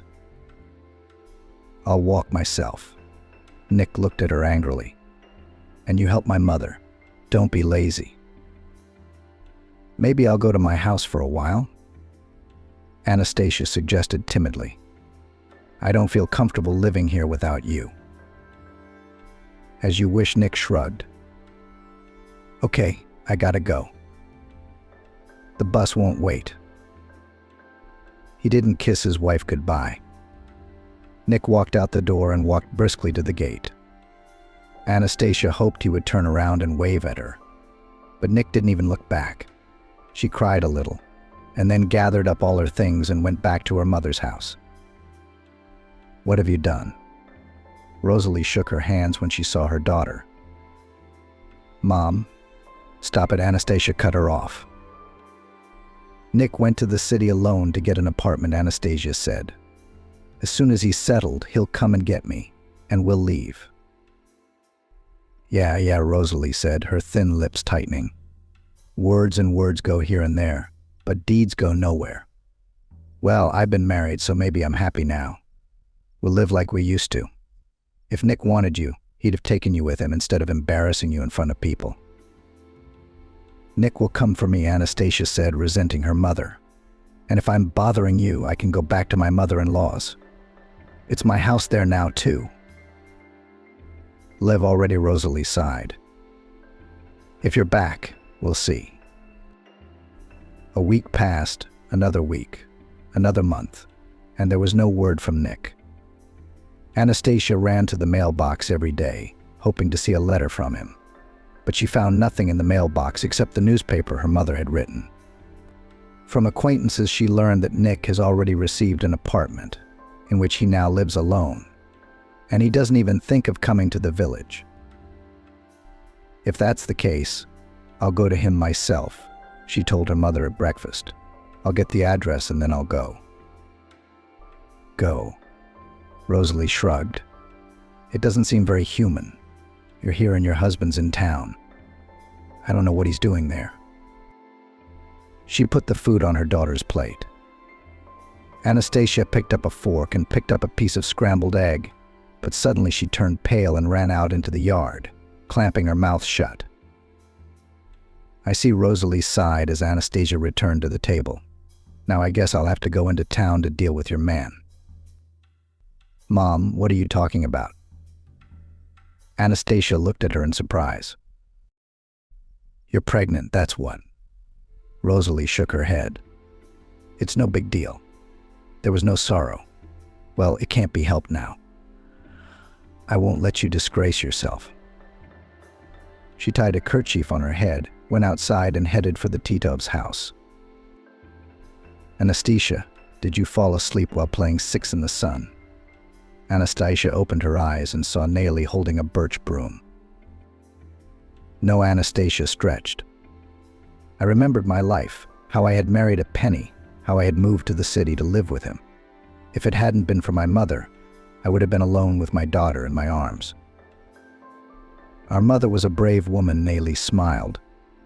She's remembered fondly. She never told me what she said to your Nick when she found him in town, but he came to the village like a sweetheart and took you with him. But she was very worried about you.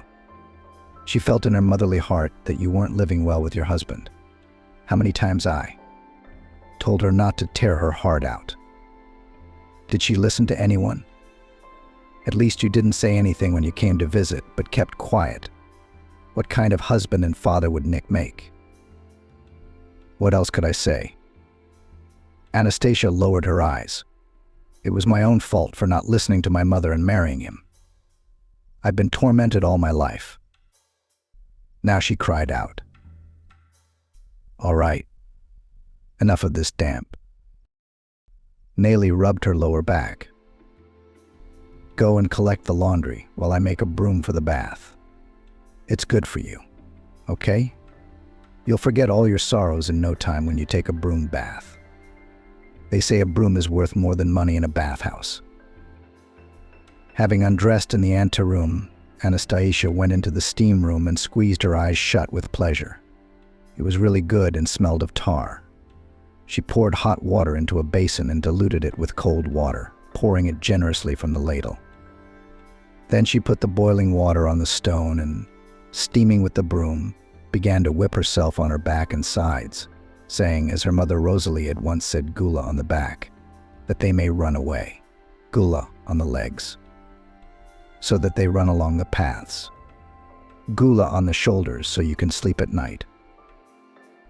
Anastasia doused herself with cool water and went into the anteroom to catch her breath. Then she went back into the steam room to wash herself properly. When she returned home after the bath, she laid down on the bed with her arms spread out. Oh, it feels so good, she said with ease, as if she had been born again. I left some compote in a cup for you on the table, said Nelly, taking the clean linen. I'll go and wash off the dirt and fatigue.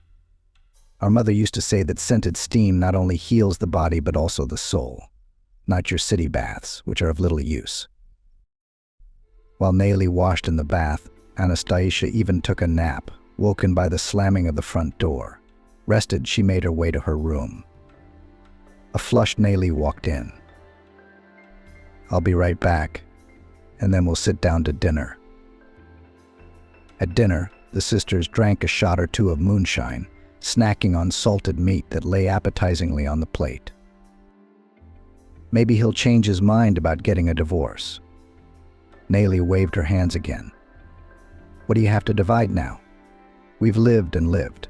Soon you'll have grandchildren. Will there be a sense in life? It won't, Anastasia said. I'm tired, Nelly. I'm exhausted. I haven't bumped into the back of a chair. I've loved my Nick for so many years, and now suddenly I'm tired.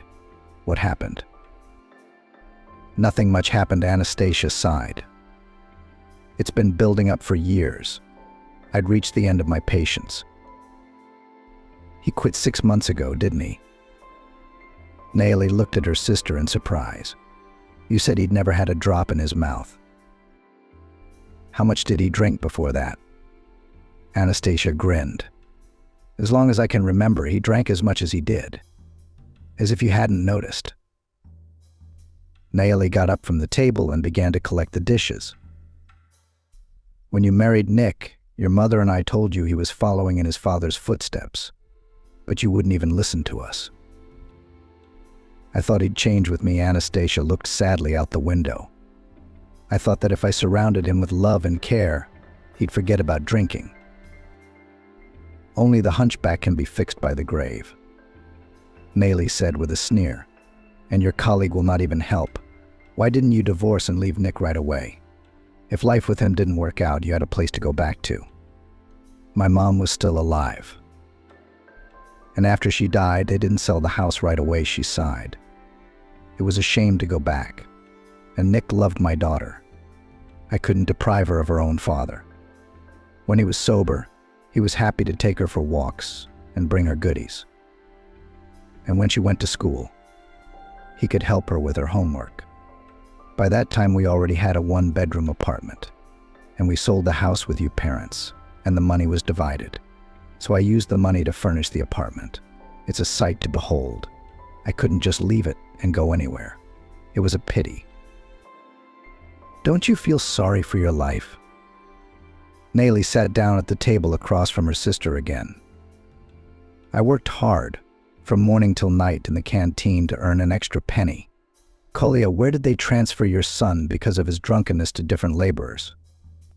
He didn't last long there either. You had to carry everything on your shoulders to support your family. At least you could carry some food home from the canteen. You're right, Anastasia sighed. My older co-workers pitied me. They'd put butter in my bag, or a piece of meat, or fruit for my daughter. Nick was drinking most of his paycheck, so I had to cut back on everything. Thanks, Nayli. You helped me by sending me a sack of potatoes, onions, pickles, homemade eggs. That's how we survived. I kept hoping that Nick would improve, get a job, and we'd live like human beings. But alas, Anastasia waved her hands. All my hopes were dashed. When my daughter lived with us, Nick and I still had something in common. And when she went to college and moved to another city, that's when I realized we were strangers. Before that, it was like I didn't notice anything. It was like there was a veil over my eyes. I forgave him for scandals, drunkenness, insults, the eternal lack of money. He even tried to raise his hand against me, but I couldn't stand it. I remember I grabbed a knife from the table, which I used to cut cabbage. Anastasia continued. And how God kept me from sinning, I don't know. But Nick got scared, and from then on he only insulted me with words. You poor, poor thing. Nayli came to her sister and put her arm around her shoulders.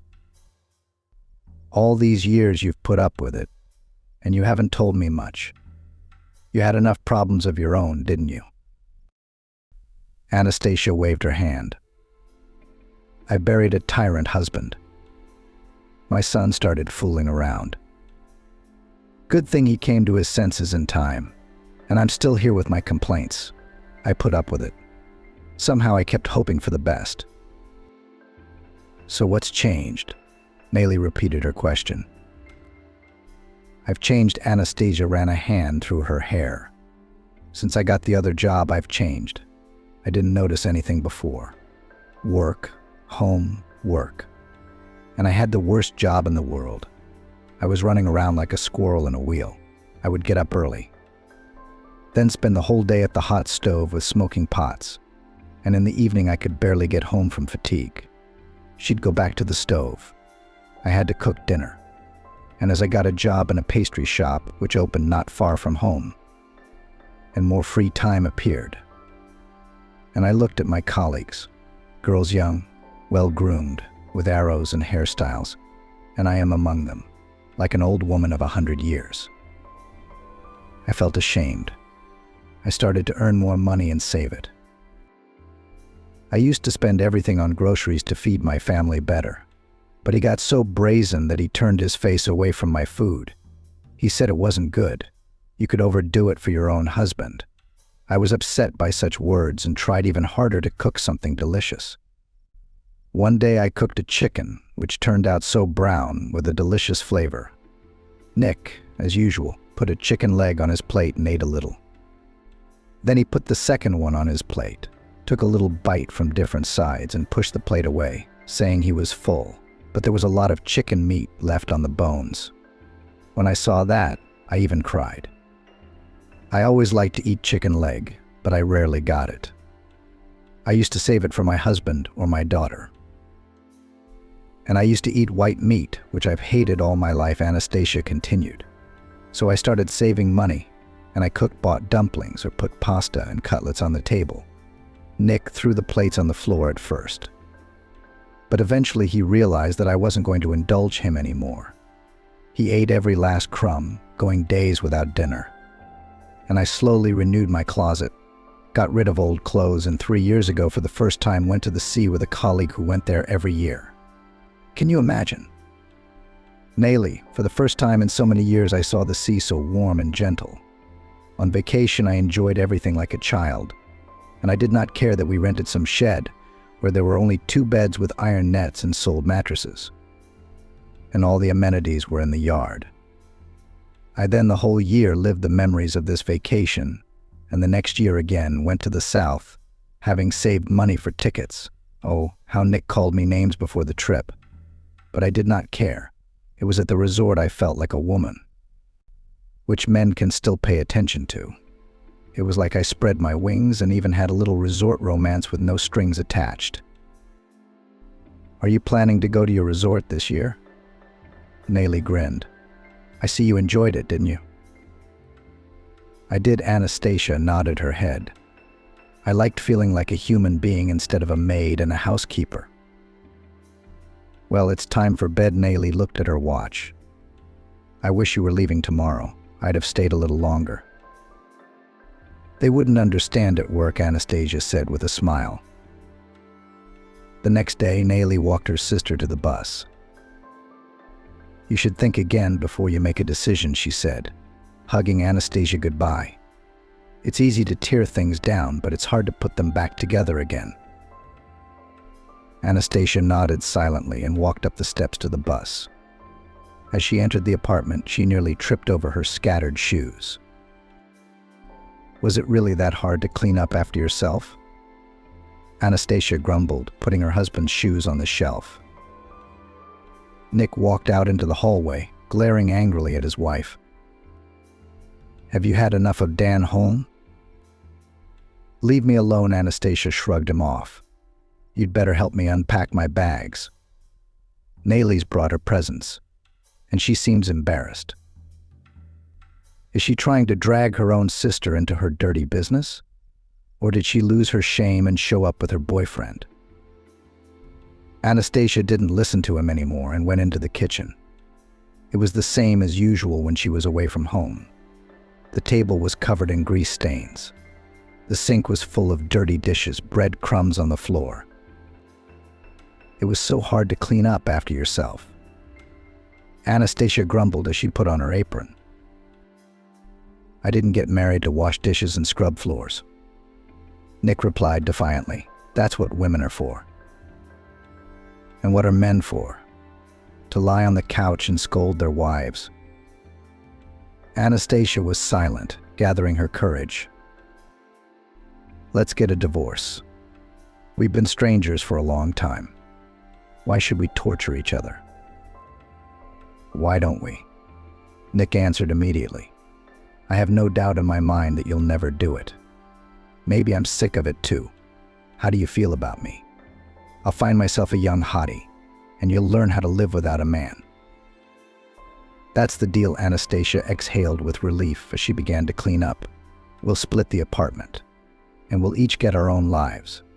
And I'll finally have an orderly kitchen, not a pigsty like this. Nick looked at his wife resentfully but said nothing. He went to his room and didn't come out until the evening, and when he got hungry, he came to the kitchen and was surprised to find that Anastasia had not cooked anything. Had you forgotten your duties? He literally burst into her room. Do I have to go hungry? Have you forgotten that you and I are getting a divorce? Anastasia didn't even look at him, continuing to flip through the magazine. Learn to live on your own. Cook your own food now. And you're going to wash your own clothes too, by the way. I'm done working for you, Anastasia said. Oh yes, I'm sorry, I forgot that you're divorcing me, Nick said ironically. Good luck. He forcefully slammed the door to the room. Anastasia heard her husband slam the refrigerator door, swearing. Then something rattled and fell, but she didn't even go out to see what he'd dropped. Anastasia went to work in the morning, and on her lunch break, she went to file the divorce papers. She filled out the necessary application, stating in it the reason didn't agree on the characters. The court clerk's office accepted her application and marked it, and said they would send her a notice by mail when she would have to appear in court for a preliminary hearing. When she got home that evening, Anastasia went into the kitchen, poured herself some tea, and made a sandwich. She didn't feel like eating. Out of habit, she pulled a pot out of the cupboard to make dinner, but then suddenly laughed and put the pot back. She went into her room, turned on the TV, lay down on her bed, and closed her eyes. On the TV, a man and a woman were first figuring out their relationship, and then vigorously declaring their love for each other. Anastasia turned off the TV, covered herself with a blanket, and fell asleep until the morning. She didn't hear Nick rattling the dishes in the kitchen, making his own dumplings, and even washing his own plate, which had never happened before. 2 weeks later, Anastasia handed him a subpoena she'd pulled out of the mailbox. "What's this?" Nick stared at it, looking at the paper. A summons. Anastasia shrugged. "We have to appear in court the day after tomorrow. We're going to go to court the day after tomorrow to get a divorce." What he yelled. "You weren't kidding, were you?" "No," the wife replied calmly. "And I also chose a few options for the exchange of our apartment. We'll have to pay extra, of course, but we can live separately." "I'm not going anywhere." Nick threw aside the summons. "I thought you were joking to scare me." "So you're serious about breaking up with me?" Nick asked. "We lived together for so many years. We raised our daughter, and now you've decided to start a new life. I knew you'd found a man." "You're a fool, Nick." Anastasia sighed. "Do you have only one thing on your mind? That I'm cheating on you? Are you judging me by yourself? I'll divorce you even if you don't show up in court. We have an adult daughter and no other children. So you and I will be divorced like sweethearts." Nick looked pitifully at his wife. "What are you thinking? We had a good life. Yes, I hurt you a little, but you forgive me, and we'll live like before. We're not in our 20s. We don't know how many years we have left. What do we have to share in our old age? What good things have I seen with you?" Anastasia turned to Nick. "Other people are vacationing together at resorts, shopping together. Husbands help their wives with chores. Where have you and I traveled together besides the village? We've never been anywhere else. You've never taken me to a restaurant or a cafe. You've never given me a single flower in our whole life together. And I've never seen a present from you on my... I was driving by and decided to pick you up to take you home." He was obviously embarrassed. "Maybe I need to stop at a store or something." "You tell me. You don't have to carry all the heavy stuff yourself. You used to ignore the heavy grocery bags I used to bring home, and then my arms would get sore." Anastasia grinned. "Okay, let's go home. I've been on my feet all day. Yeah, and she opened the front door and saw a small bouquet of flowers on the seat. Who were these for? Anastasia wondered again. What's the occasion? They're for you. Nick was a little offended. You said I never gave flowers. I decided to buy some, and you're not happy again. Oh, it's too late for that. Anastasia sighed, sitting down on the seat. Still with you, even if you pick me up every day after work. I need to give flowers. Nick didn't say anything, turned the key in the ignition, and slowly pulled away. Anastasia sat next to him, holding a bouquet of flowers, and smiled. The next day in the evening, Rose's daughter walked in on them. Dad, Mom, I have some news for you, she said, sitting down in her chair. I don't know whether it will make you happy or sad. We have news for you too, Anastasia said seriously, and Nick looked at her reproachfully. Come on, tell us what's happened to you. Well, laughed Rose, you're going to be grandparents soon. Really? Anastasia came up to her daughter and hugged her. I'm so happy. Nick, do you hear me? She turned to her husband. We're going to be grandparents. Will we have a grandson or granddaughter? I don't know, Rose shrugged. We haven't had an ultrasound yet. It's scheduled for next week. Then we'll know the sex of the baby. What's your news? Nick looked pleadingly at Anastasia, and she answered with a wave of her hand. It's nothing much. I'd forgotten about it. When Rose left, Nick approached his wife. So we have lived to grandchildren. He put his arm around her shoulders. You know, I was thinking about the fishing trips we used to take when Rose was a teenager. Why don't we go to the lake this weekend? I'll fish, and you can relax in the fresh air, buy some meat, barbecue. Why? Anastasia jumped at the idea. All right, let's go. I'll make sandwiches, and we'll get some tea in a thermos, Anastasia said. I want to wander around the grove near the lake and listen to the birds singing. So we'll go on Saturday, said Nick. I'll get my fishing rods ready. I think I saw them in the pantry. It's been a long time since I've been fishing. Nick was worried that Anastasia would change her mind about going with him. But on Saturday, she woke up early and got ready for the trip. When Nick came out of his room, she had everything ready, sandwiches and tea in a thermos. She even fried cutlets, boiled eggs and sausages. Out in nature, you always work up an appetite. The fish have already waited for you, and you still sleep and sleep. She teased her husband. We'll be left without a catch. We won't. Nick grumbled good-naturedly and began to dress quickly. It took them about 40 minutes to get to the lake. All the way they were silent, there was nothing to talk about. While Nick was sorting out the rods and other gear, Anastasia spread a blanket on the grass, laid out the food, and called her husband to breakfast. They ate in silence, listening to the grasshoppers chirping and the bees buzzing nearby. I'm going fishing, Nick said, rising from the blanket and heading for the lake, while Anastasia put the groceries back in her bag. After standing beside her husband for a while, she walked toward the grove. How good it felt. She spread her arms. What grace. They walked back in silence, listening to music on the radio. Shall I fry some fish? Nick asked, satisfied. I'll clean and fry it myself. Where would I go? Replied Anastasia, getting out of the car. We'll boil some more potatoes. We'll have a proper dinner. After dinner, Anastasia sat in her room watching TV. Suddenly she heard a phrase that made her think. Always give people a second chance, but never a third. Could it really be that Nick will change now, Anastasia thought. She walked over to the window. He's been courting me, even giving me flowers. And how can I tell my daughter about the divorce? Now, when she's expecting a baby. It's a shame to part with the apartment. So much work has gone into it. It's a lot of work, Anastasia thought. And what's to hide? I still love Nick, even though of course he doesn't deserve it. But as they say, love is evil, you'll fall in love.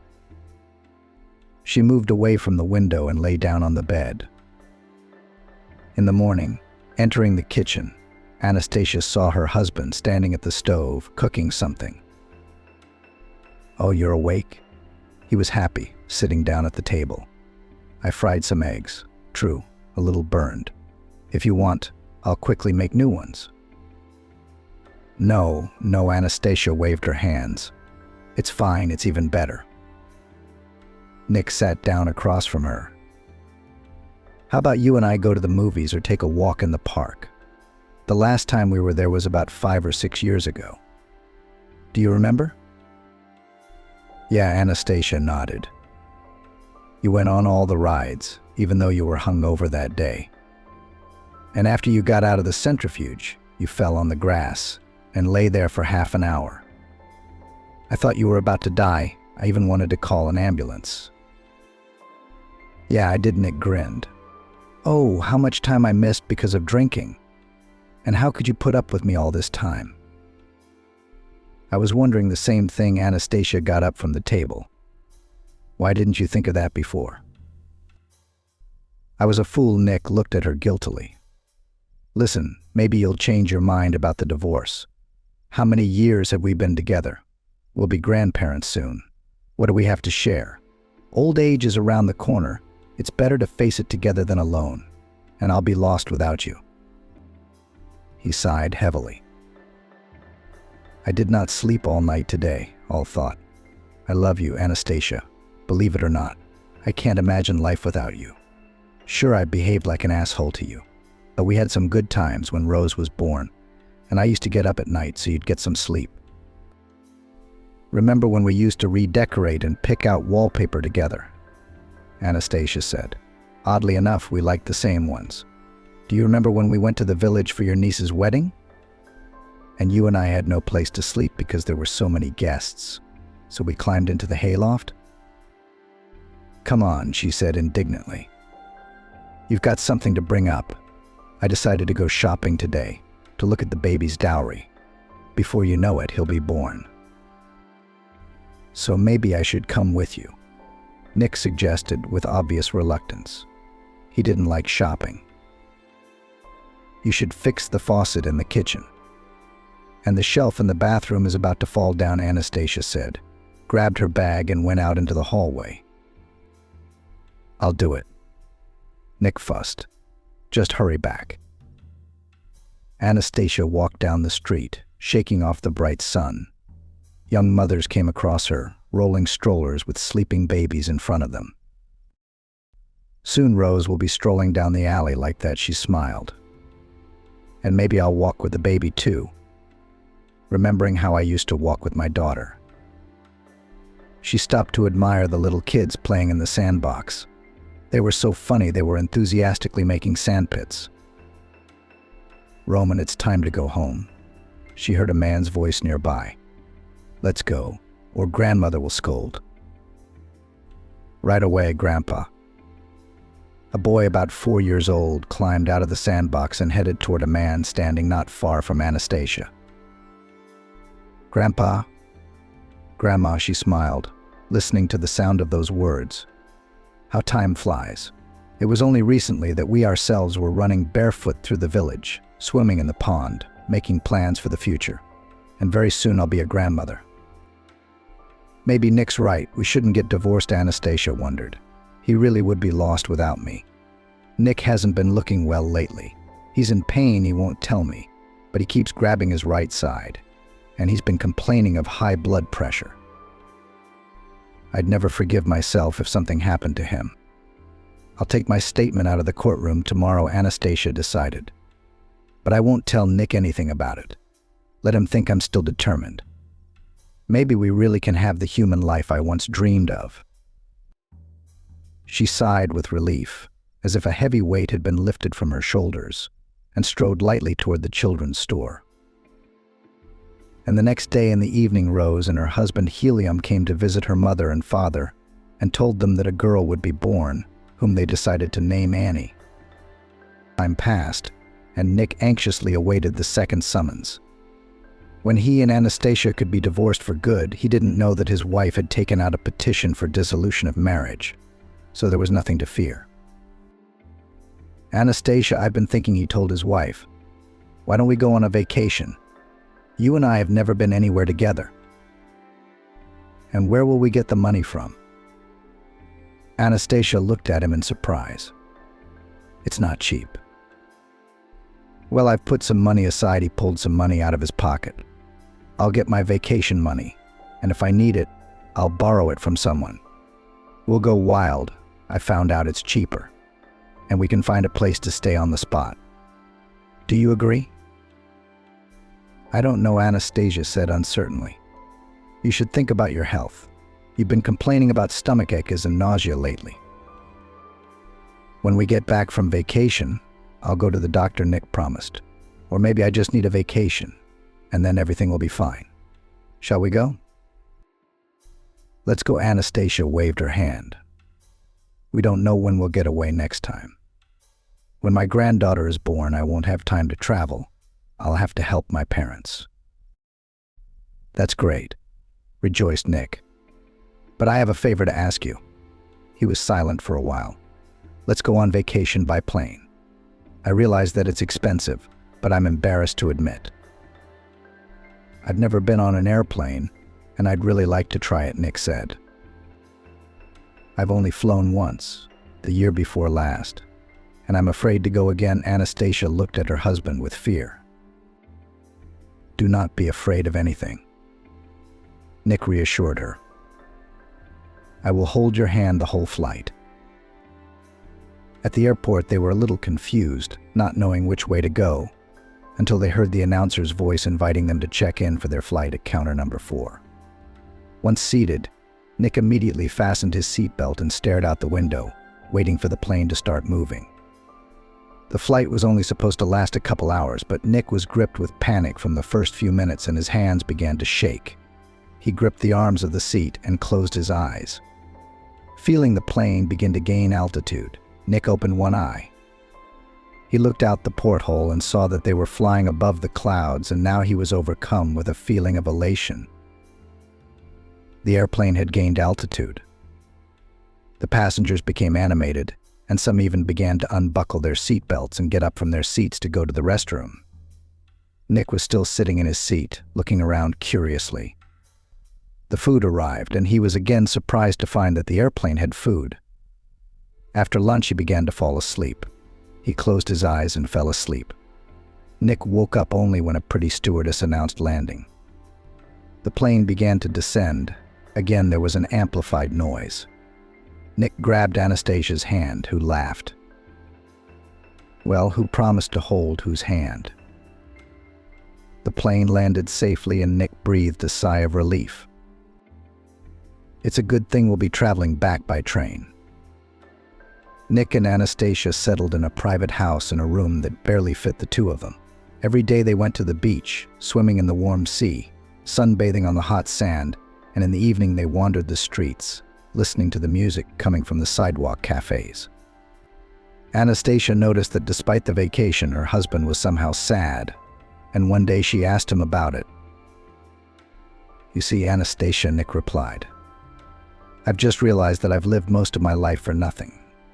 I could have seen the whole world with you, but instead I've prioritized the bottle, forgetting about everything in the world about you.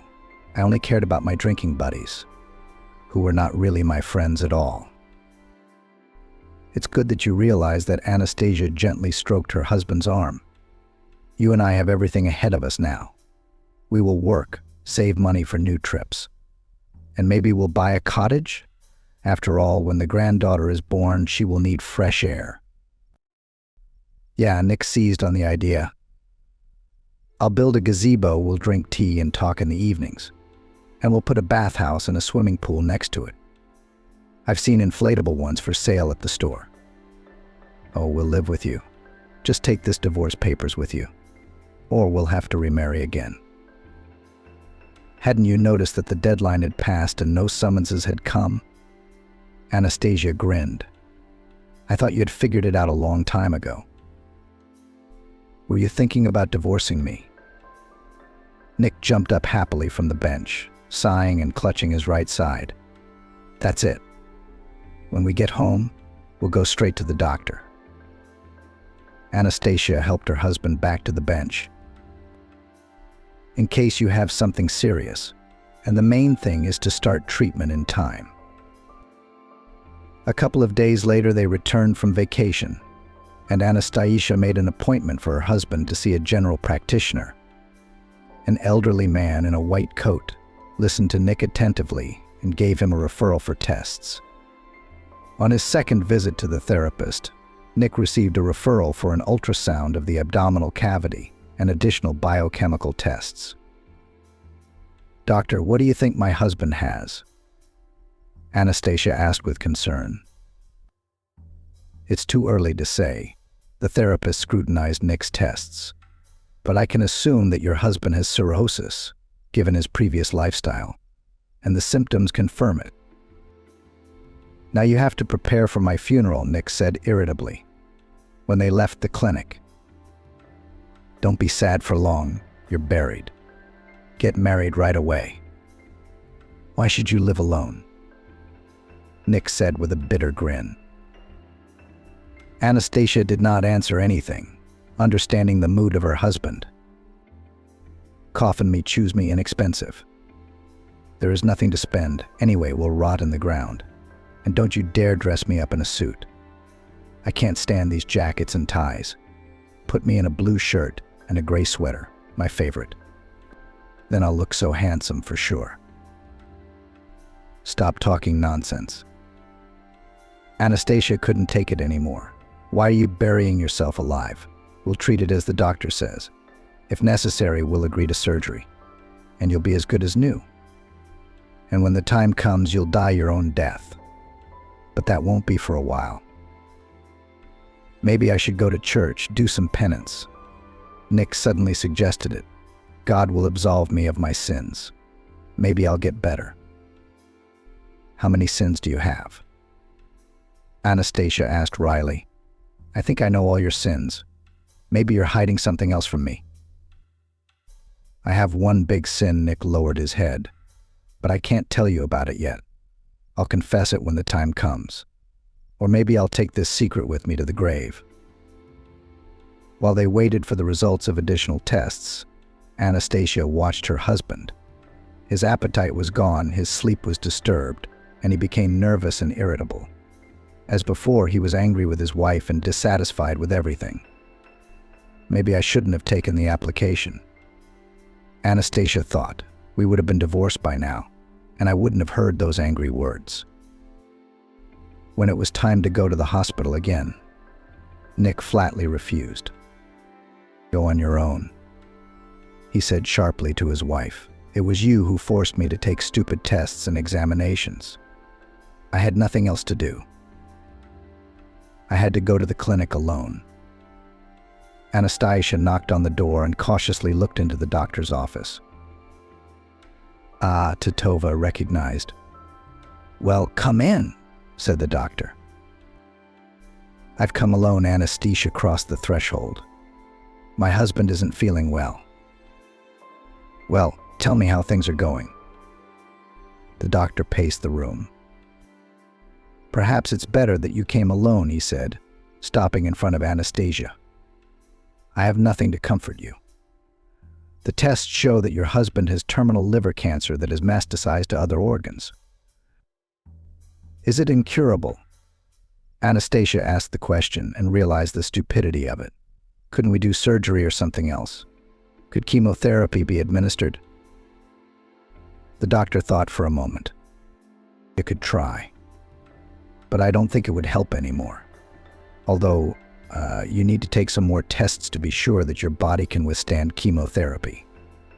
Here's a referral to an oncologist for tests. He'll explain everything you need to do next. Anastasia walked home slowly, tears in her eyes and the doctor's voice in her ears, 3 to 6 months. When she returned, she walked into Nick's room and saw him sleeping with his legs tucked under him. Maybe it will still turn out okay, she watched her husband's face. As if he sensed her gaze, he opened his eyes. Seeing his wife, with difficulty he got up and sat down on the sofa. How has he lost weight? Anastasia thought. Only recently we went to a resort. He looked good, even had a little tummy. Now it's so that all his clothes are hanging out. What did your doctor say? Nick asked with a grin. He'll live, Anastasia answered hastily. I just need to take some tests for treatment. We'll go with you tomorrow. I'm not going anywhere, Nick shook his head. I'll live as long as fate gives me. I don't need to poison my body with chemistry. How did he know about the chemo? Does he really know he has cancer? Anastasia was scared. You'll get better if you follow the doctor's recommendations, she insisted. You still have to get treatment. I won't, Nick repeated capriciously. Drink your own pills, maybe it's better for you. Maybe you'll become calmer and they'll let you go. Become as you wish, Anastasia said tiredly. I can't change your mind. The next day, Anastasia went to the oncologist and told him that her husband, Nick, didn't want to take any medication. And she hadn't even told him about the chemotherapy. I'll tell you what the doctor said when asked if Nick had any chance of recovery. A lot in treatment depends on the patient himself, on his willpower and will to live. Sometimes hopelessly ill patients literally cling to life and live for another 10 years, and the other may die of a cold or cut his finger. If your husband does not want to fight, then medicine is powerless here. So just be close to your husband, help him. Support him with painkillers, which I will now prescribe you. That's all you can do to help him. Once again, after leaving the hospital, Anastasia walked slowly down the street and couldn't believe that Nick might be leaving this world very soon. The phone rang and she saw on the display that it was her daughter calling. Mommy, how? Walking into her sister's room to share the good news, Chris was stunned. Her boyfriend had popped out of her sister's bedroom.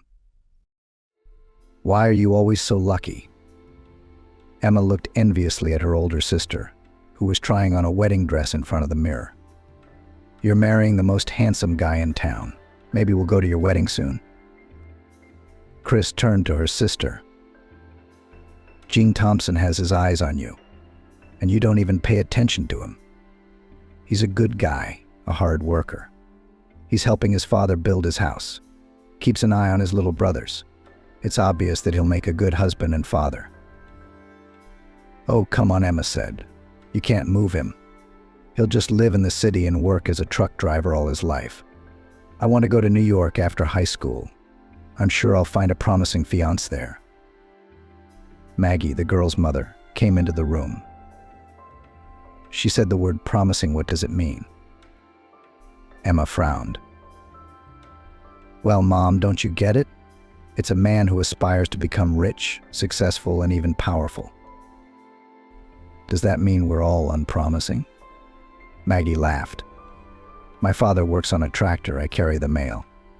Chris went to college and now teaches little kids to read and write. What about us? Emma said nothing, shook her head, and ran out of the house. She's young, Maggie sighed. The wind is in her head. Nothing. Life will teach her.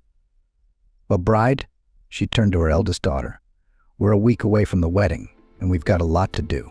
We have to butcher a piglet for meat, pluck chickens, and also make sure my father doesn't try the moonshine before he's ready. I know him. She turned and left the room, closing the door behind her. Yes, in a week, I'll be not just a bride, but a wife, said Chris. She carefully hung the wedding dress on the rack and put it in the closet. Oh, I'm so happy. She twirled around the room and then sat down on the couch and thought. Chris had started dating Aiden when she started working at the village school. They knew each other before that, of course, because they lived in the same town and went to the same school. Aiden then dated Lexi Smith, who even saw him off to the army and promised to wait for him. Only her parents were against her marrying Aiden. They moved to another town and took their daughter with them without leaving an address. To be honest, Aiden hadn't really worried about it when he came back from the army. There were plenty of pretty girls in town. And he's a good-looking guy. He's not going to be alone. He got a job on a farm, driving milk to town. He made a good living with an extra income, lived with his elderly mother, and he was in no hurry to get married. Chris, or rather Chris Nick, he saw on September 1st, when he took his nephew to first grade.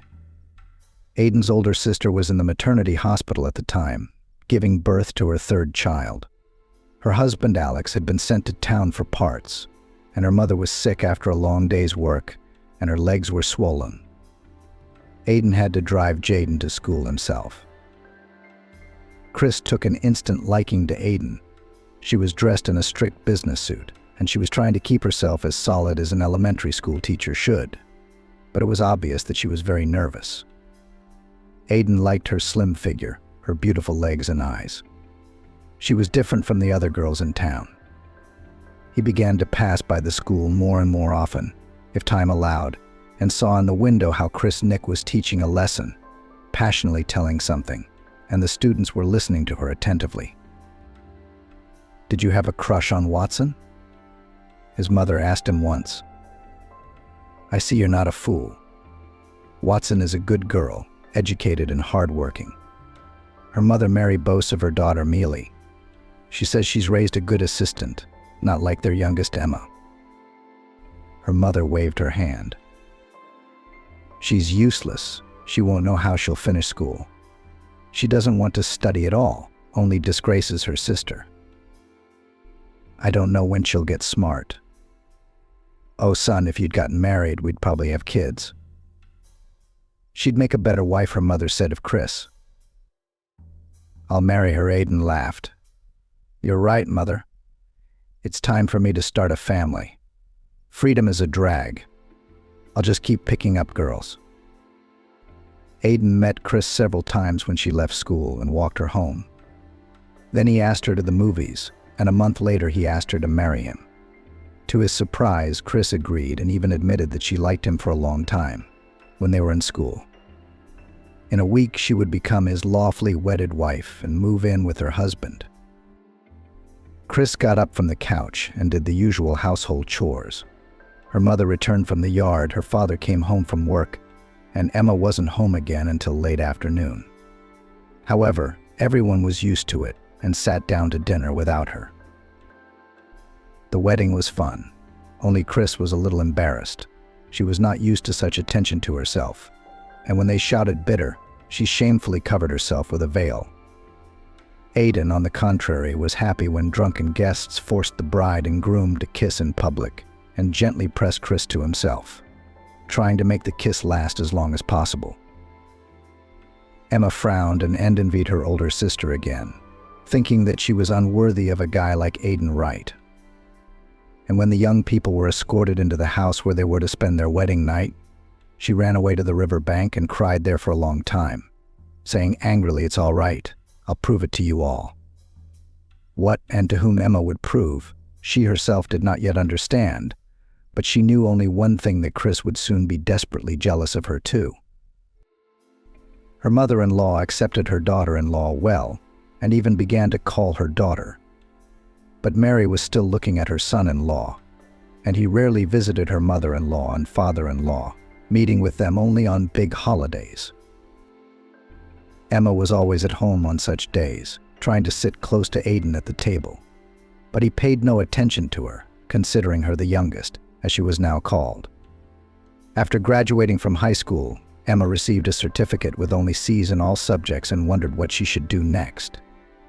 She would not be accepted to an institute or technical school with such marks, and she did not want to stay in the city. What do you think? Her friend Annie Simpson once asked her. Go into hairdressing, you'll always have money. You said yourself that as a child you liked to cut your dolls, and once you cut Chris's hair while she was sleeping. Yeah, Emma laughed. I did. My mother toweled me off so hard I couldn't sit up, and Chris cried and hid in the barn. She wore a scarf on her head for 3 months. They say they even provide dormitory accommodation for non-residents after they enter the school, Annie continued to insist. So you don't have to worry about housing, and they pay a stipend, and there, and then, and then. You can work part-time. It's a wonderful life. Better than living in the city and working on a farm. Why? Emma jumped at the idea. Then we could get a job at a salon and do fancy hairstyles. She dreamed, I've seen such high hairstyles in a magazine. How did you decide? I'm going to be a hairdresser, she announced. To the surprise of her parents and Emma herself, after accepting the documents at the school and passing the entrance exams, she was enrolled in the first course in the specialty of hairdressing. Studying was to be only 1 year and 10 months. But Emma almost did not expel after the first semester for failure, because she decided that just like in school, she will rarely attend classes, and teachers will still put her grades, even if 3, so as not to spoil the statistics. But in the school was all different, so Emma had to urgently pass all credits and more responsible attitude to study. Aiden came to the dormitory once every 2 weeks to give Emma groceries and a small amount of money, which Maggie sent to her, taking care of her youngest daughter. She wrote in the note that Emma should not waste the money, save up, or her life might turn out differently. But Emma went straight to the store and bought herself a new lipstick, inexpensive jewelry, and if she was lucky, a new blouse. She didn't think about the future. She tried to live here and now. And her mother would send her money. She didn't come to town anymore. She was bored there, but she plunged headlong into city life. There were new girlfriends with whom Emma went to the movies or to the disco, and guys were paying attention to her. Only they were newcomers like her. And Emma called them by a word she liked very much: unpromising. She even managed to get one of them pregnant. But she didn't hesitate long, took a referral from the hospital and got rid of the unwanted child. Grieve about it did not become, and special conclusions for themselves did not make, because just 6 months later visited the hospital again. But Chris, unlike her younger sister, was very worried that she and her husband still had no children. They had been living together for 2 years, and every month Chris waited with hope that now it would turn out that she was expecting a child. But alas, time passed, and the long-awaited pregnancy did not come. Aiden and all the family, as they could, reassured Chris. But she saw that her husband and mother-in-law and parents are looking forward to the firstborn, but could not please them yet. She and Aiden had gone through a full examination and all the tests. They said that Chris and her husband were completely healthy and advised to wait a little longer and then take some drastic measures. Mother-in-law advised Chris to go to a witch doctor living in a neighboring town. Allegedly, she helped many people in women's issues. But Chris continued to hope that even without magical influence, will soon be able to become a mom. One weekend, Emma came home to pick up some things. She had already graduated from college, had a job at a men's barber shop, and was sharing a small apartment with a friend. She needed a pillow, blankets, linens, and some dishes. These she wanted to ask her mother for so she wouldn't have to spend extra money to buy the necessities. As she hugged her younger sister, Chris complained that she couldn't get pregnant, and she was afraid that Aiden might leave her because of it. "I wish I had your problems," Emma sighed. "You've got a lot to be sad about. The diapers, the cradles, the sleepless nights. What do you need it for? You've got so many kids in your class. Don't you get tired of teaching and raising them every day?" "You don't understand," Chris looked at her sister reproachfully. "Your own baby. It's a part of you, your blood daughter. When you become a mom, you'll find out for yourself." "And what else?" Emma shrugged her shoulders. "Am I going to ruin my life for the sake of a screaming child? I want to live brightly, to dress nicely, to go out to restaurants, not to stand around the crib and cook porridge for days and nights." "That's silly," Chris sighed. "You're thinking about the wrong thing. When you have a family, you'll talk differently. Do you have anyone in mind? You could bring them to us, introduce them to us." "It's nothing serious," Emma said. "I got a job at a men's barber shop on purpose. I thought I'd meet someone there. But in the end, only pensioners and school children come to get their hair cut. I should choose a better salon, go to work there. They have a better crowd." In the morning, Aiden drove Emma into town with all the things she'd packed and what her mother had given her. Even the beautiful curtains she'd taken out of her trunk, which she'd saved for a special occasion. "You need them more in town," she said to her daughter. "I don't know who will come to visit, so you won't be ashamed in front of people. I'll buy some fabric at the store and sew something for the kitchen. You go behind the curtains and look for napkins for the table," her mother said. "When Aiden goes to town next time, he will bring everything for you." After that, Emma never came to the village again. Aiden started coming home from town later and later. Chris was worried, and often went outside the gate, staring into the distance. Aiden's explanation for his late return was that his car had broken down, that he'd been offered a little extra work, or that he was so tired that he'd stopped on the side of the road and rested a little. Chris believed her husband, felt sorry for him, and could not even think that he deceived her. One day, Chris was called into town for a meeting of elementary school teachers. She felt bad from the morning, dizzy and nauseous, but Chris could not go. As soon as she left the City Department of Public Education, she was dizzy again, and she lost consciousness. She woke up in the ambulance that was taking her to the hospital. "What's wrong with me?" she whispered with just her lips. "I'm dying." "Well, honey, we will not let you die," laughed the woman in a white coat. "But we can't make a diagnosis yet. In the hospital you will find out everything." In the emergency room, Chris took tests and was sent to the examination room, from which she came out, not believing what she had just been told. "Oh my God," she covered her face with her hands. "I can't be pregnant." She was offered to stay at the hospital for more tests, but Chris refused.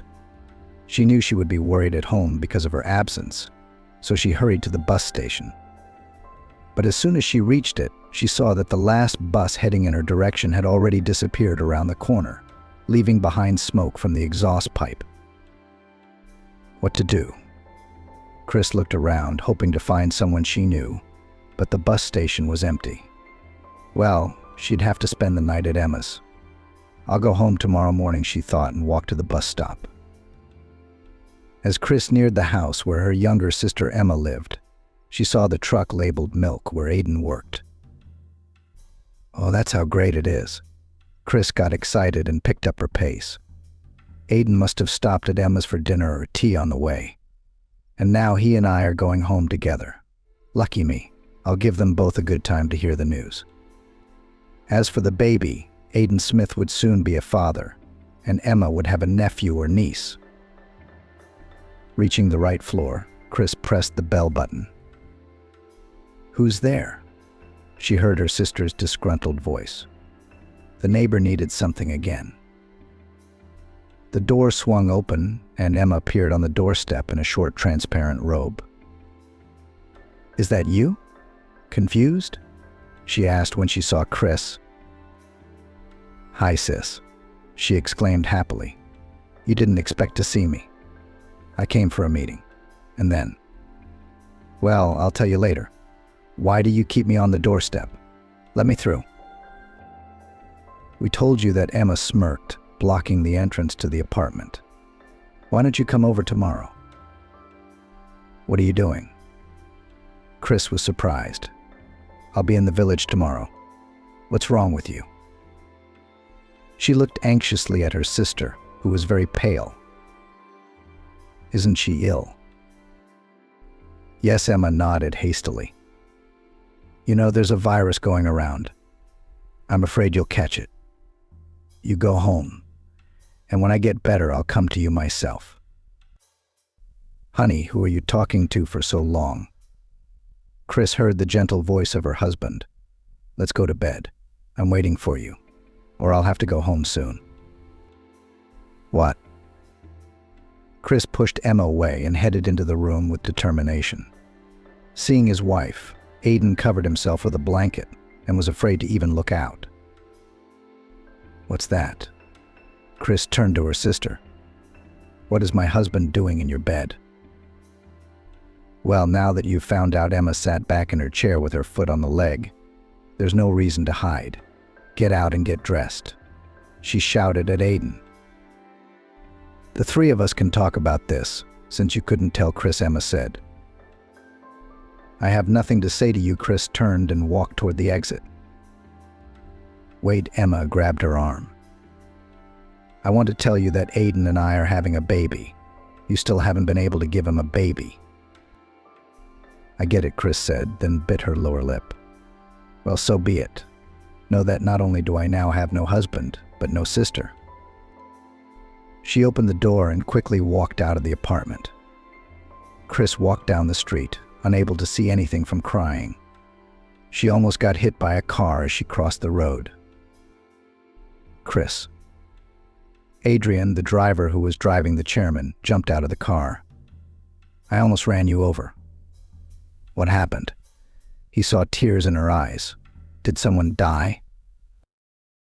"Yes," Chris nodded her head. "Yes, they did." You get in. Get in, Adrian fidgeted, swinging open the front door of the car. I'm on my way back from the train station to drop off Alex and his wife Maggie. They were on vacation at the resort. I wanted to stop by a friend's house. He lives here in town. I thought I'd drive back to the village tonight and then in the morning. Well, if that's the case, we'll go there right away. So who died here? Was it Father Nick?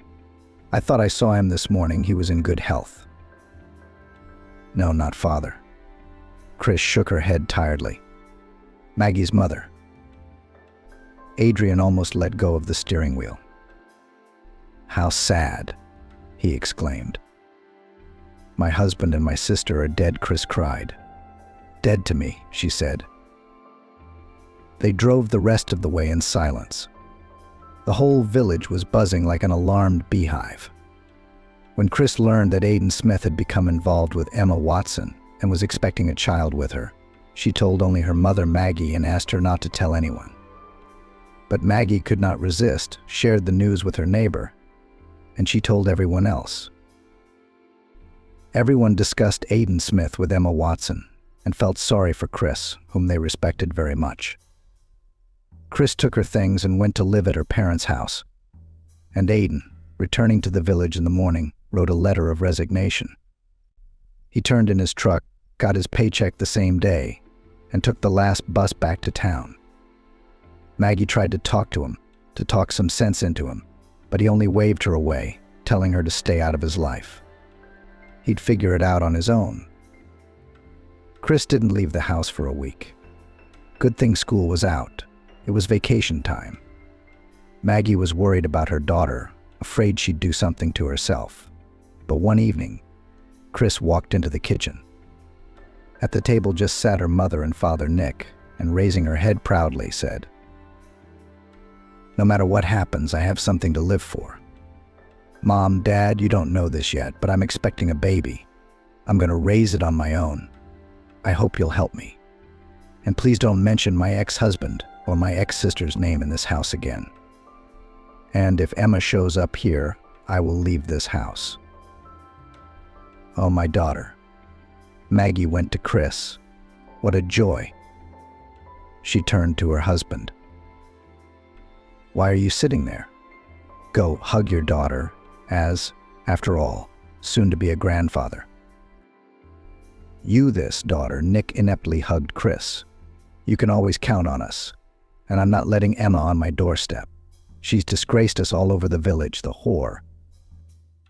He swore harshly. Aiden and Emma never came back to the village, and there was no news of them. Maggie wanted to go into town to find out anything about the prodigal daughter. But as soon as she mentioned it to her husband, Nick looked at her so much that it became clear to her that it was better not to meet with the youngest daughter at all. Chris's pregnancy went well. She went to work until the birth and helped her mother in the household. And in due time, Chris gave birth to a daughter, which she named Marina. Grandmother and grandfather did not dote on her granddaughter. They got up to her at night so that Chris could sleep. Maggie even quit her job as a letter carrier to look after the girl. And Chris was already back at work on September 1st. After school, she was just in the teacher's lounge when a young man walked in and politely greeted everyone, introduced himself as Michael, and announced that he would be teaching high school history and geography. The young teachers immediately took out their mirrors, fixed their hairstyles and painted their lips, while the others looked at the new teacher with interest and nodded approvingly. "Do you have a daughter?" Michael asked with interest and immediately became sad. "Thank you for the invitation, but I'm not comfortable. I didn't have time to come here, and now I'm asking for a visit." "This isn't the city." Chris got mad. "We keep things simple. A new person in the village, you have to invite him to visit, feed him, ask him questions, and if necessary, help him. There's our house." Chris pointed to the green fence at the end of the street. "Daddy painted it himself. No one else has one like it." "Thank you," Michael said again. He said goodbye and went into the building where the post office was. "Ma, I am," You know, we have a new teacher at school. Chris literally ran into the house. A man. He's had some kind of family tragedy. So he came to our village. Wait, don't touch that. Maggie frowned. Better feed the baby. Can't you hear Marina crying? She must be hungry. Now, Chris quickly washed her hands and took her daughter in her arms. Well, why did you scream, my beauty? Chris said affectionately. Now Mommy will feed you and you will calm down. After feeding, Chris put her daughter back in the crib, and she fell asleep immediately. Maggie put a plate of food in front of Chris. Who did you have at school? Chris told about Michael. And at the end, she added, You know, I feel sorry for him. He's so lonely and his eyes are so sad. You can tell he's very worried about leaving town, and most importantly, his beloved daughter. So invite him to visit us. Maggie poured tea into a cup and sat down opposite her daughter. You know, you should always support people, especially those who need it. Who knows what's on your Michael's mind? Why don't you let him come over tomorrow night? I'll bake some pies. Get some from the cellar. He's probably got nothing to eat at home. Maybe I could help him with his chores. We should clean the house, mop the floors. Why didn't you find out right away? I didn't think about it. Chris lowered her head. You see, Maggie nodded. It's good that you have a mother. Someone to think about it. From the orphanage, you say? She wondered. Oh, to know I've never seen a mother's affection. And why such a punishment for a good man? She took an empty bucket from the bench and went out into the yard. Mom's right, Chris thought as she finished her tea. How could she not have offered to help right away? And she'll think we're all indifferent. The next day, Chris was still hesitant to ask Michael to come over. Only when the two of them were alone in the teacher's lounge after class did she dare. I told my parents about you yesterday, and they are inviting you to visit. My mom has already put the dough for the pies this morning to treat you. So we're waiting for you tonight. Chris exhaled with relief. I can't say no to pies, Michael laughed. I'll be sure to stop by. Thanks for the invitation. When she had finished her chores, Chris began to set the table. She laid the tablecloth and took out the table set, which her mother had taken great care to display only on special occasions. It's just like preparing the groom's party, Maggie joked. I've had enough of fiancés. Chris sighed heavily. I'm not going to get married again. I've had enough once. Don't be so sure, Maggie shook her head. You're still young. Anything can happen in life. As they say, fate will find you behind the stove. Chris wanted to answer her mother, but saw through the window as the gate opened, and Michael entered the yard. Oh, he came, and I have not had time to change, exclaimed Chris. Good evening, Michael said politely, entering the room and handing Maggie a box of chocolates. Come to the table, she said, a little embarrassed. John, why are you standing there? Come on, give your dear guest a treat, Maggie said to her husband. John fussed. Michael, will you try my cherry liqueur or my moonshine? Oh, this is some fine moonshine I've made. Clear as a tear. I don't really drink, Michael started to refuse. But you should respect the hospitality of your hosts, so I think I'll try some of your liqueur. Good. John was happy and poured the drink. Maggie began to take care of the guest. Don't be shy, we keep things simple. Michael ate the pies and praised them. But most of all, he liked boiled potatoes with pickles. After drinking Naluka, he relaxed a little and began to talk about his life and why he came to work in the village. I never knew my parents. My mother abandoned me in the maternity hospital, so first I was in a baby home, and then I was transferred to an orphanage, said Michael sadly. I had a grandmother who lived in the village. She was old and they wouldn't let her take custody of me. But Maggie used to come to the orphanage 2 or 3 times a year, bringing me gifts and crying, stroking my head with her wrinkled hand. And then she stopped coming at all. She must have died. And where she is buried, I don't even know where to go to her grave. I did well at school. I especially liked geography, and I dreamed of visiting different countries. I also wanted to become a teacher. Therefore, after receiving my school leaving certificate, I applied to the Pedagogical Institute. While studying, I lived in a dormitory. And then I was told that as a pupil of an orphanage, the state should provide me with an apartment. It took me a long time to get it. I went to various instances. The director of the school where I got a job after graduation helped me. He had a friend who worked in the administration. Thanks to him, I got a 1-room apartment. True, it needed repairs, but I was not afraid of that. My friends from the orphanage helped me, and I still keep in touch with them. Then I met Emily. She worked as a saleswoman in a bookstore, where I liked to often look. 6 months later, we got married, and 9 months later, our daughter Lisa was born. After her maternity leave, Emily went back to work, and then she was offered a transfer to a jewelry store. From that moment on, she began to change literally in front of my eyes. Emily began to reproach me that I do not earn enough, that it is necessary to change the apartment for a bigger one, because my daughter will grow up and she needs a separate room. And what could I do on a teacher's salary? I tried my best.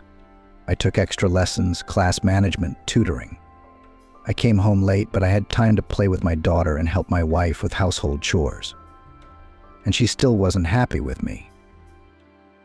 And then Emily said she was leaving me for another, richer and more successful man. I persuaded her to stay, but she was adamant, saying that she was tired of the poor life and that she wants to dress well and fashionably, travel and dine in restaurants. So I let her go, only asking that she let me see my daughter. She herself suggested that Lisa live with me for a while so as not to traumatize the child's psyche. I didn't object. Emily packed her things and went to live with her new chosen one. She rarely saw her daughter now, and when she came, she told me how well her life was going. She bragged about her new outfits. After she left, Lisa cried and said she wanted to go to her mom.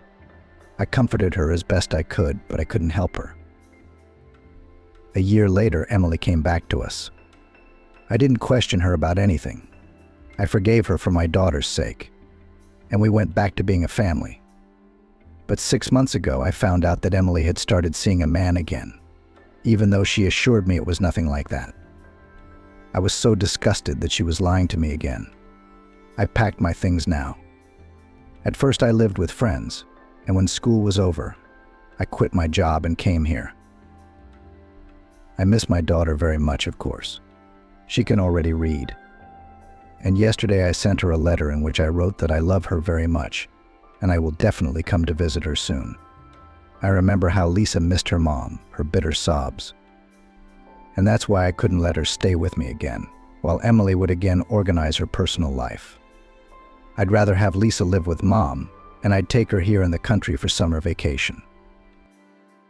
Yes, Nick sighed.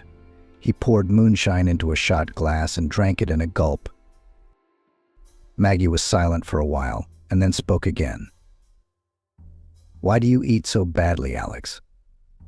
She moved a plate with homemade sausage to him. "I'll put the samovar on now. We'll drink tea with jam. I have such delicious jam made of paradise apples. I made it myself this year." "Oh, it's been a long time since I've had such a delicious meal." He leaned back in his chair. "Thank you for the treat." After a short conversation, Alex started to go home. Chris came out to see him off. "What nice and hospitable parents you have. Does your daughter look a lot like you?" He stopped at the gate. "Excuse me for an indiscreet question. Are you married?" "No," Chris replied sharply.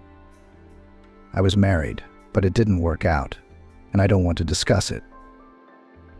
"I'm sorry," Alex repeated guiltily. "Good night."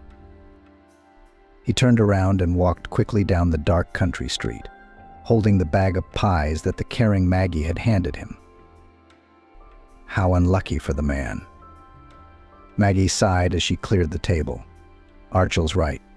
You can tell he's a good man, but he's unlucky with his wife. I wish you had a husband like that, Chris. She turned to her daughter. I already told you that I do not need anyone, she replied with irritation. We don't know how long he'll be with us. He will get tired of living in our village and will go back to the city. Chris did not invite Alex to visit her anymore.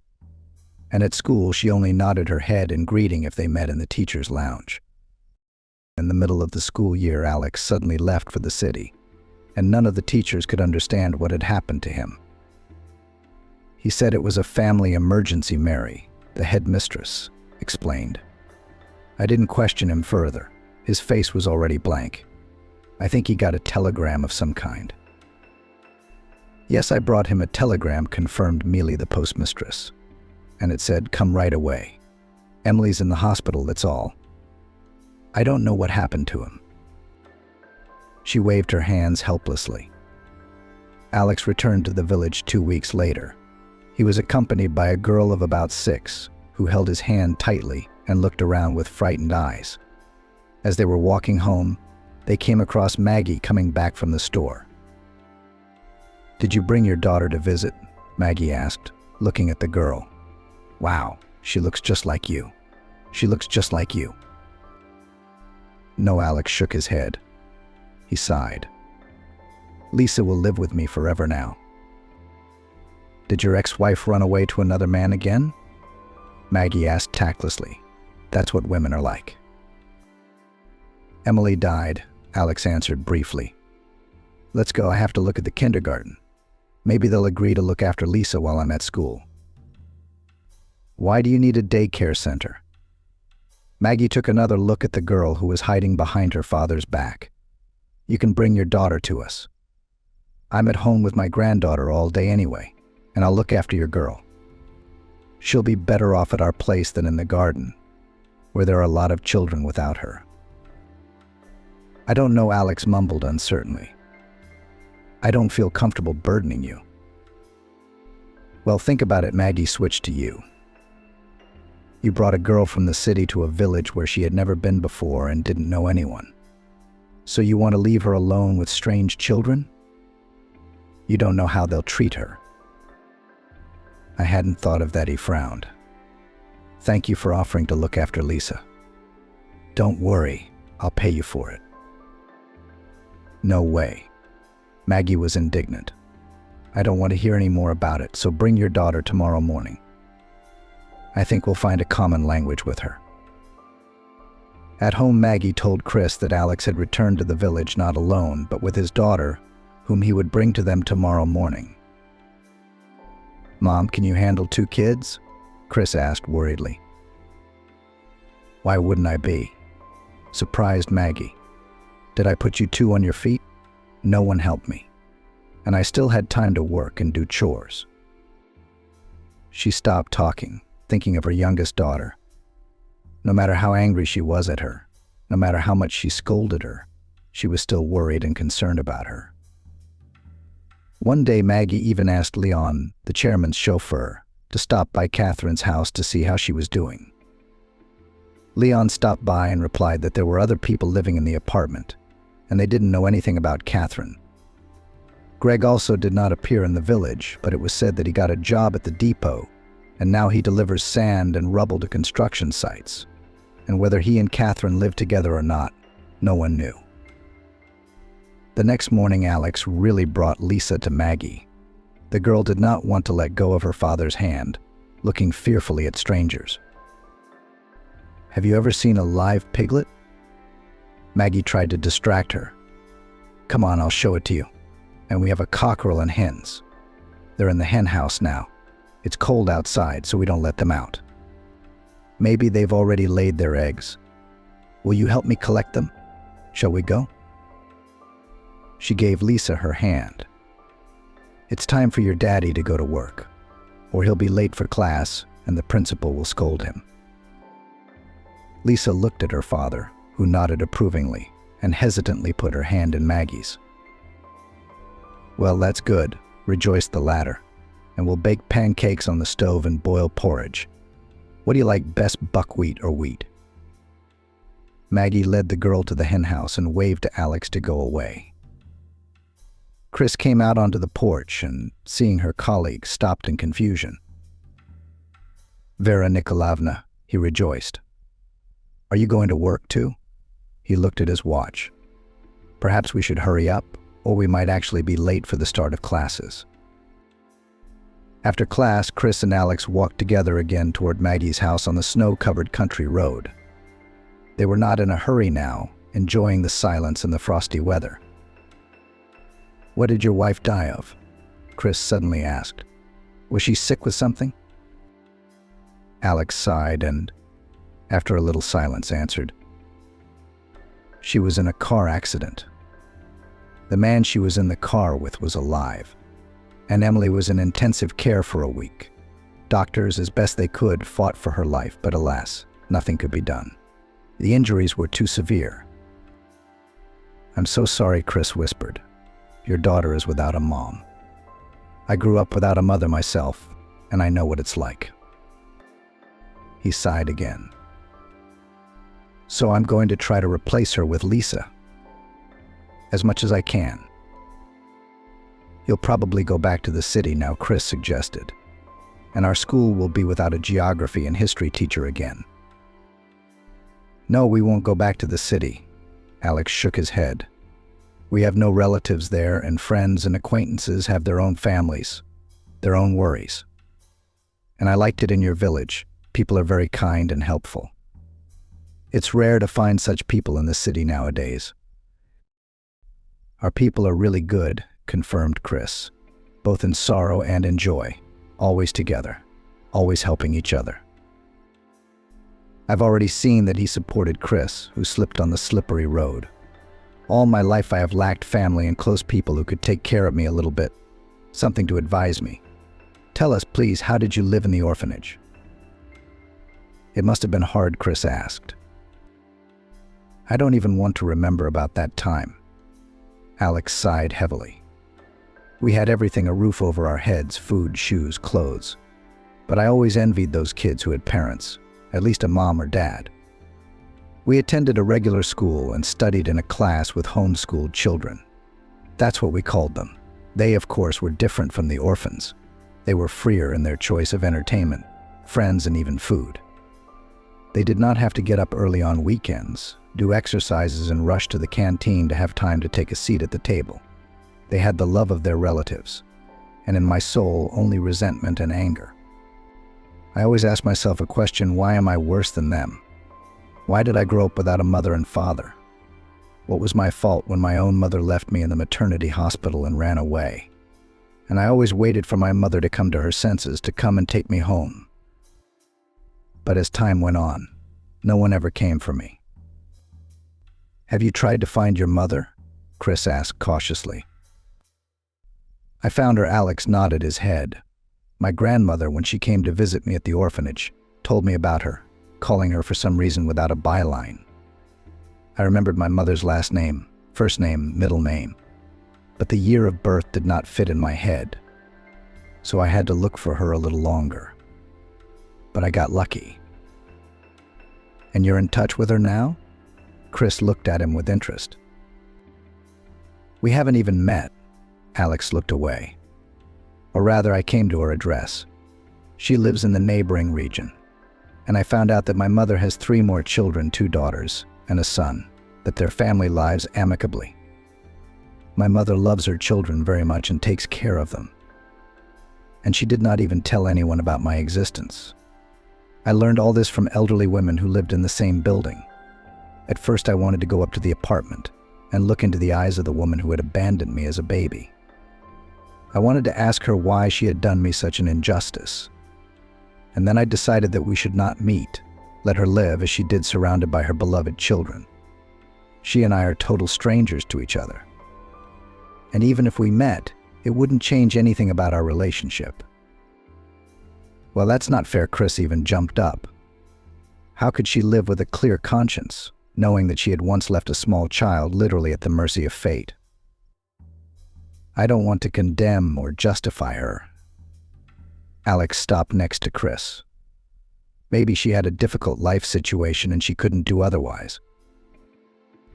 You are a kind person. Chris opened the gate and entered the yard. You know how to forgive.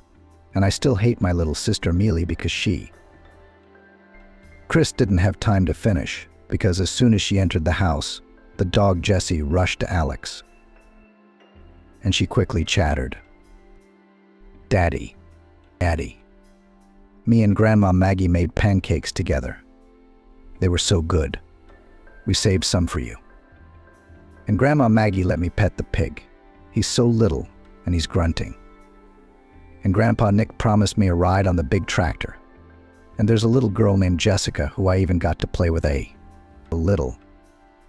I see you got along with everyone. Alex laughed. I hope you behaved well. They won't complain about you? No way. Maggie waved her hands. Jessica helped me. I even put Jessica to bed myself. What do you mean? Chris was surprised. Usually you have to rock her in your arms. Oh. Jessica has a way with a girl. Maggie smiled. She sat down beside the crib and began to tell her a story. She listened and fell asleep.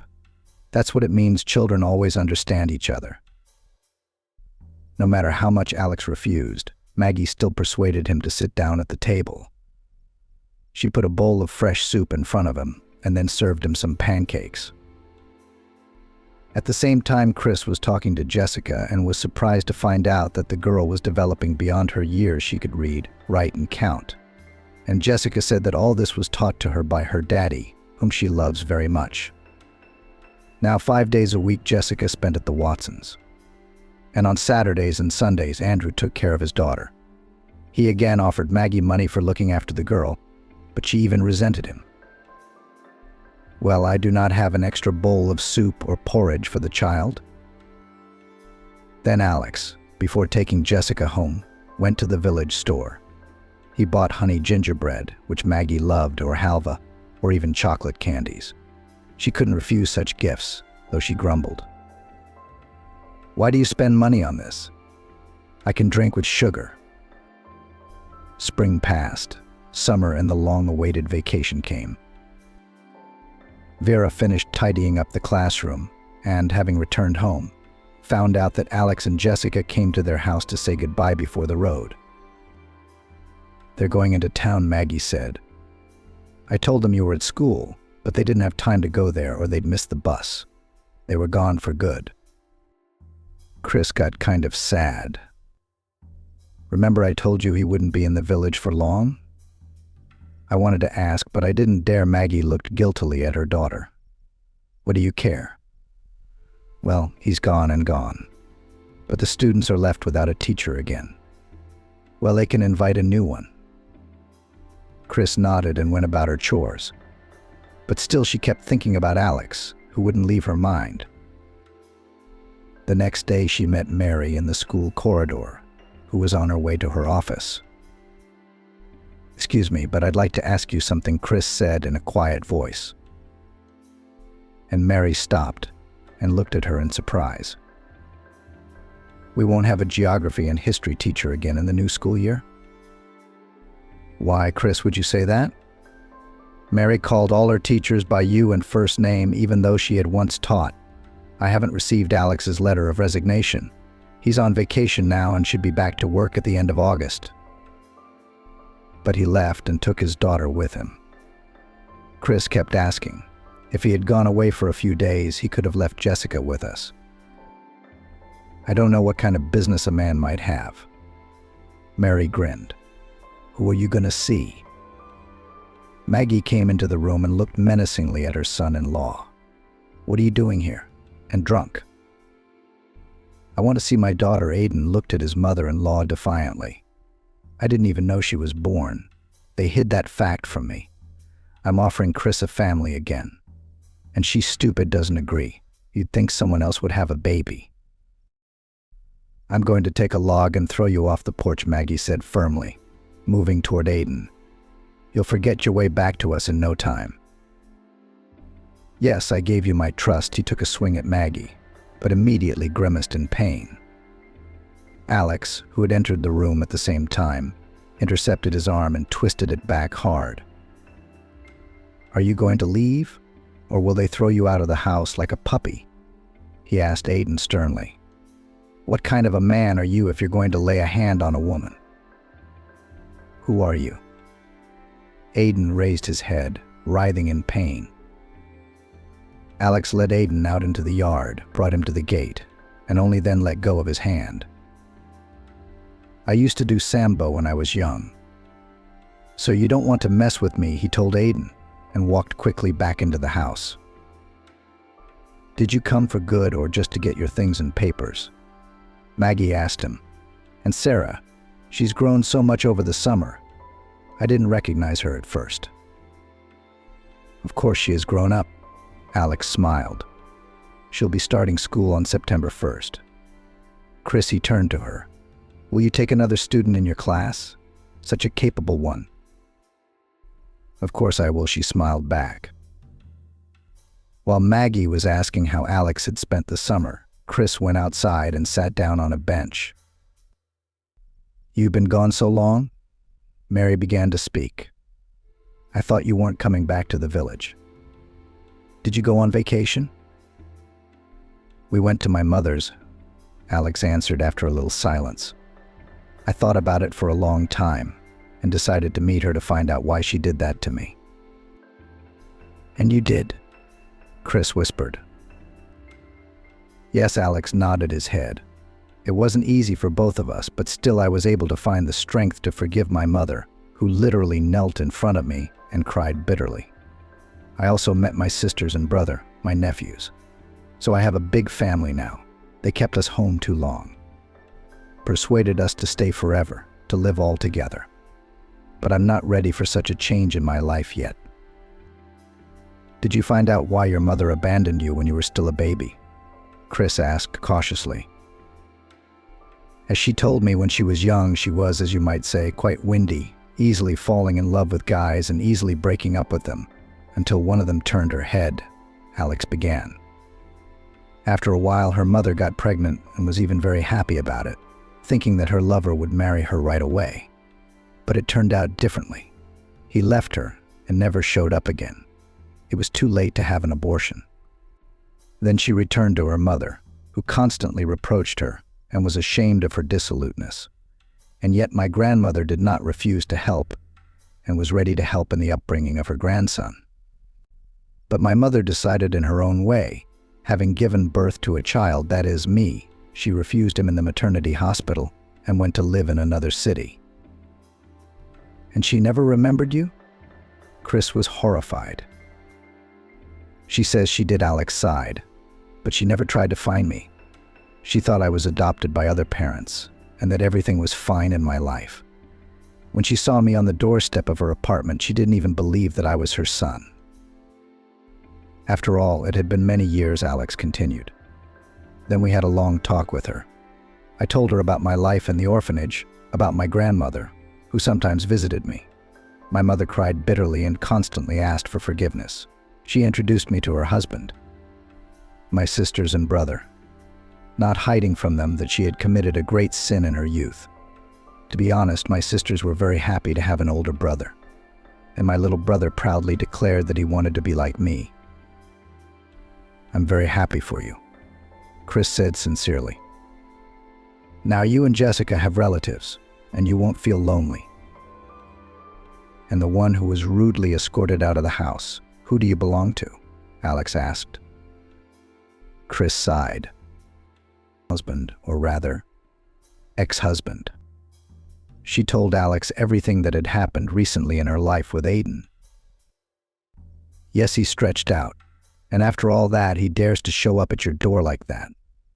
But that's not all, she said, her head low. It turns out I have a nephew, only my sister put him in a boarding school because he was born with some kind of disease. I want to track down this kid and take him home with us.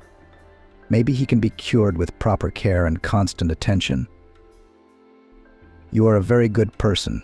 Alex looked at her with respect. I will try to help you. I still have some vacation days left. And tomorrow morning I'll go back to the city to collect information about your nephew. Only he hesitated. I'll have to stay with you for a few days. Chris nodded quickly and began to thank Alex for his help. He pulled a notebook out of his pocket and began writing down the information about Lexi and Aiden that Chris had told him. The next day, Alex took the first bus to town and returned from there a few days later. All this time, Chris and Maggie had been waiting impatiently for him. Chris and Maggie had already decided that they would definitely take the boy from the boarding school and take care of him. When Alex came into their house, they immediately rushed to him with questions. I have 2 pieces of news for you, he said tiredly, sinking down on a chair. Good and not so good. Which one should I start with? The good news, of course, Chris and Maggie exclaimed with one voice. I managed to find out which boarding school your nephew and grandson was in. He really has health problems. The doctors found a heart defect, and without surgery they gave no chance for him to live a full and long life. What's the other news? Chris asked with bated breath. Wasn't there? No? No, Alex waved his hands. Don't think anything bad, there's nothing wrong with the boy. Only he was adopted by foster parents, who will be responsible for his treatment. They have both means and conditions for that. We have to take our grandson, Maggie said firmly. We don't want him to live with strangers when he has his own grandparents. I'm afraid it won't work. Alex helplessly waved his hands. They made all the necessary documents and took the child to another country. Maybe it's even better, because heart surgeries are very expensive. That means that your grandson has a good chance to live on. Lexi, Maggie covered her face with her hands. What have you done? How could you have the conscience to get rid of your own child? You should have brought her to us if you didn't want to raise her yourself. She got up from the chair and went into the other room. Thank you so much for helping us find out about the nephew we'll never see. Chris looked at Alex with gratitude. Without your help, it would have been much more difficult for us. On September 1st, the schoolyard was crowded as usual. Chris had lined up her first grade class and was now observing the students. Jessica stood serious in the white blouse and dark blue sundress that Maggie had ironed for her yesterday. Alex admired his daughter from afar and involuntarily shifted his gaze to Chris, who was nervous again, as if she was receiving her first graders for the first time. After lessons, just like a year ago, Chris and Alex left the school together, and Jessica ran to Grandma Maggie and Grandpa Nick to tell them how her first day of school had been. To be honest, when I came here, I thought that I wouldn't stay here for a long time, and right after the end of the school year I would go back to the city. Alex said, looking at the blue sky, where white fluffy clouds were slowly floating. And what do you think now? Chris looked at him questioningly. What has changed in your life? You know, I've never been as happy as I am now, he smiled. I've met some wonderful people who have become like family to me. And most importantly, he was silent for a moment. I met you and fell in love. Perhaps for the first time in my life. I like you very much, too, Chris said, embarrassed. But you know I have a daughter. So what? Alex laughed. Now we will have 2 daughters. I've always dreamed of having a big family, so I'm willing to have a 3rd and a 4th child. Chris, I promise I'll never hurt you or Jessica. He's made a subtle switch to you with her. We've been through a lot in life, and now we must be happy together. I agree, Chris replied, after a moment's silence. Emma was lying on the bed and didn't even turn her head when the door opened and someone entered the room. She didn't expect any of her family to visit her, although in the letter she had sent to her mother, after much thought, she had written that she was very ill and they might never see each other again. Hello, sister, Chris whispered as she approached the bed. You've changed so much that I didn't even recognize you at first. This illness has changed me, Emma said, and tried to rise a little on the pillow, but collapsed helplessly back on the bed. But you did come, didn't you? Said Emma. So you've decided to forgive me. I don't hold it against you, Chris said calmly. What happened is what happened. It's not for me to judge you. Life has already decided everything for us. You came alone, Emma looked hopefully at the door. I wish I could meet my mom and apologize to her for not seeing her for so many years. Our mom couldn't make it. She's been feeling very ill lately, but she's waiting for you to come and see them herself. Daddy, when he read your letter, thought at first that you were deceiving everyone to make them feel sorry for you, and he wouldn't even let me come to see you. But Mama and I managed to persuade him. I'm very sorry to everyone, Emma said, tears streaming from her eyes. And now I'm paying the price. Tell me about your life. Is everything okay? What's there to tell? Chris sat back in her chair. Mom and Dad retired. Well, you know Dad, he can never stay still. He helps out in the workshop, goes fishing in the morning, goes mushrooming in the woods. My mom is sick, but she still makes a fuss about the household. My husband, children, and I often visit them, bring food and help them. Do you have children? Emma looked at her sister in surprise. You said you couldn't get pregnant. When was that? Chris laughed. I've got 3 kids now. The oldest, Jessica, is in 8th grade. Jean is a 1st grader. And the youngest, Adrian, just turned 5. I don't get it, Emma frowned. Where did you get such a grown-up daughter? It doesn't matter where she came from, Chris said seriously. What matters is that she's my daughter, and I love her very much. My son could have gone to 1st grade too. Emma turned her head to the side. You probably don't know that Aiden and I had a baby with a heart condition, and I had to put him in boarding school. He's probably dead by now, Emma wiped away a tear. Is your son alive? Chris looked at her sister angrily. My husband, Jean, managed to track down his foster parents, who told me that Adrian had heart surgery and is now a perfectly healthy child, moderately mischievous and mischievous. They even sent a picture of him. He looks a lot like Aiden. Emma frowned. That's an interesting name. How can I see him? You can't, Chris shrugged. First of all, he lives in another country. And secondly, he's got real parents who spent a lot of effort and money on his recovery. Unlike you, who abandoned him to his fate. That's what you're paying for now. Emma's crying again. And not just for that. For all the evil I've done to you and my parents, and other people too. It's time to pay the bills. It's a shame to leave life so soon, but it can't be helped. Stop burying yourself before your time. Chris got angry. I haven't talked to the doctors yet, but I think you'll be fine. We'll take you to the country for fresh air, put you under the cherry tree chair. You'll listen to the birds singing. Remember how the nightingales sing here? Home and walls help. God willing, you'll get well and get back on your feet. And when the vacations come, we'll bring the children to the village, and you'll study with your nephews. Children will get anyone back on their feet. Thank you for the hope, Emma smiled weakly. I'm sorry, sister. I didn't need your Aiden back then. I just felt bad that everything was going so well for you. All I had was the wind blowing through my head. I wanted it all. You think I only ruined your family? I stole another husband away from a family with 2 little kids. His wife probably cursed me for that. And I wanted to have a family of my own and have a baby.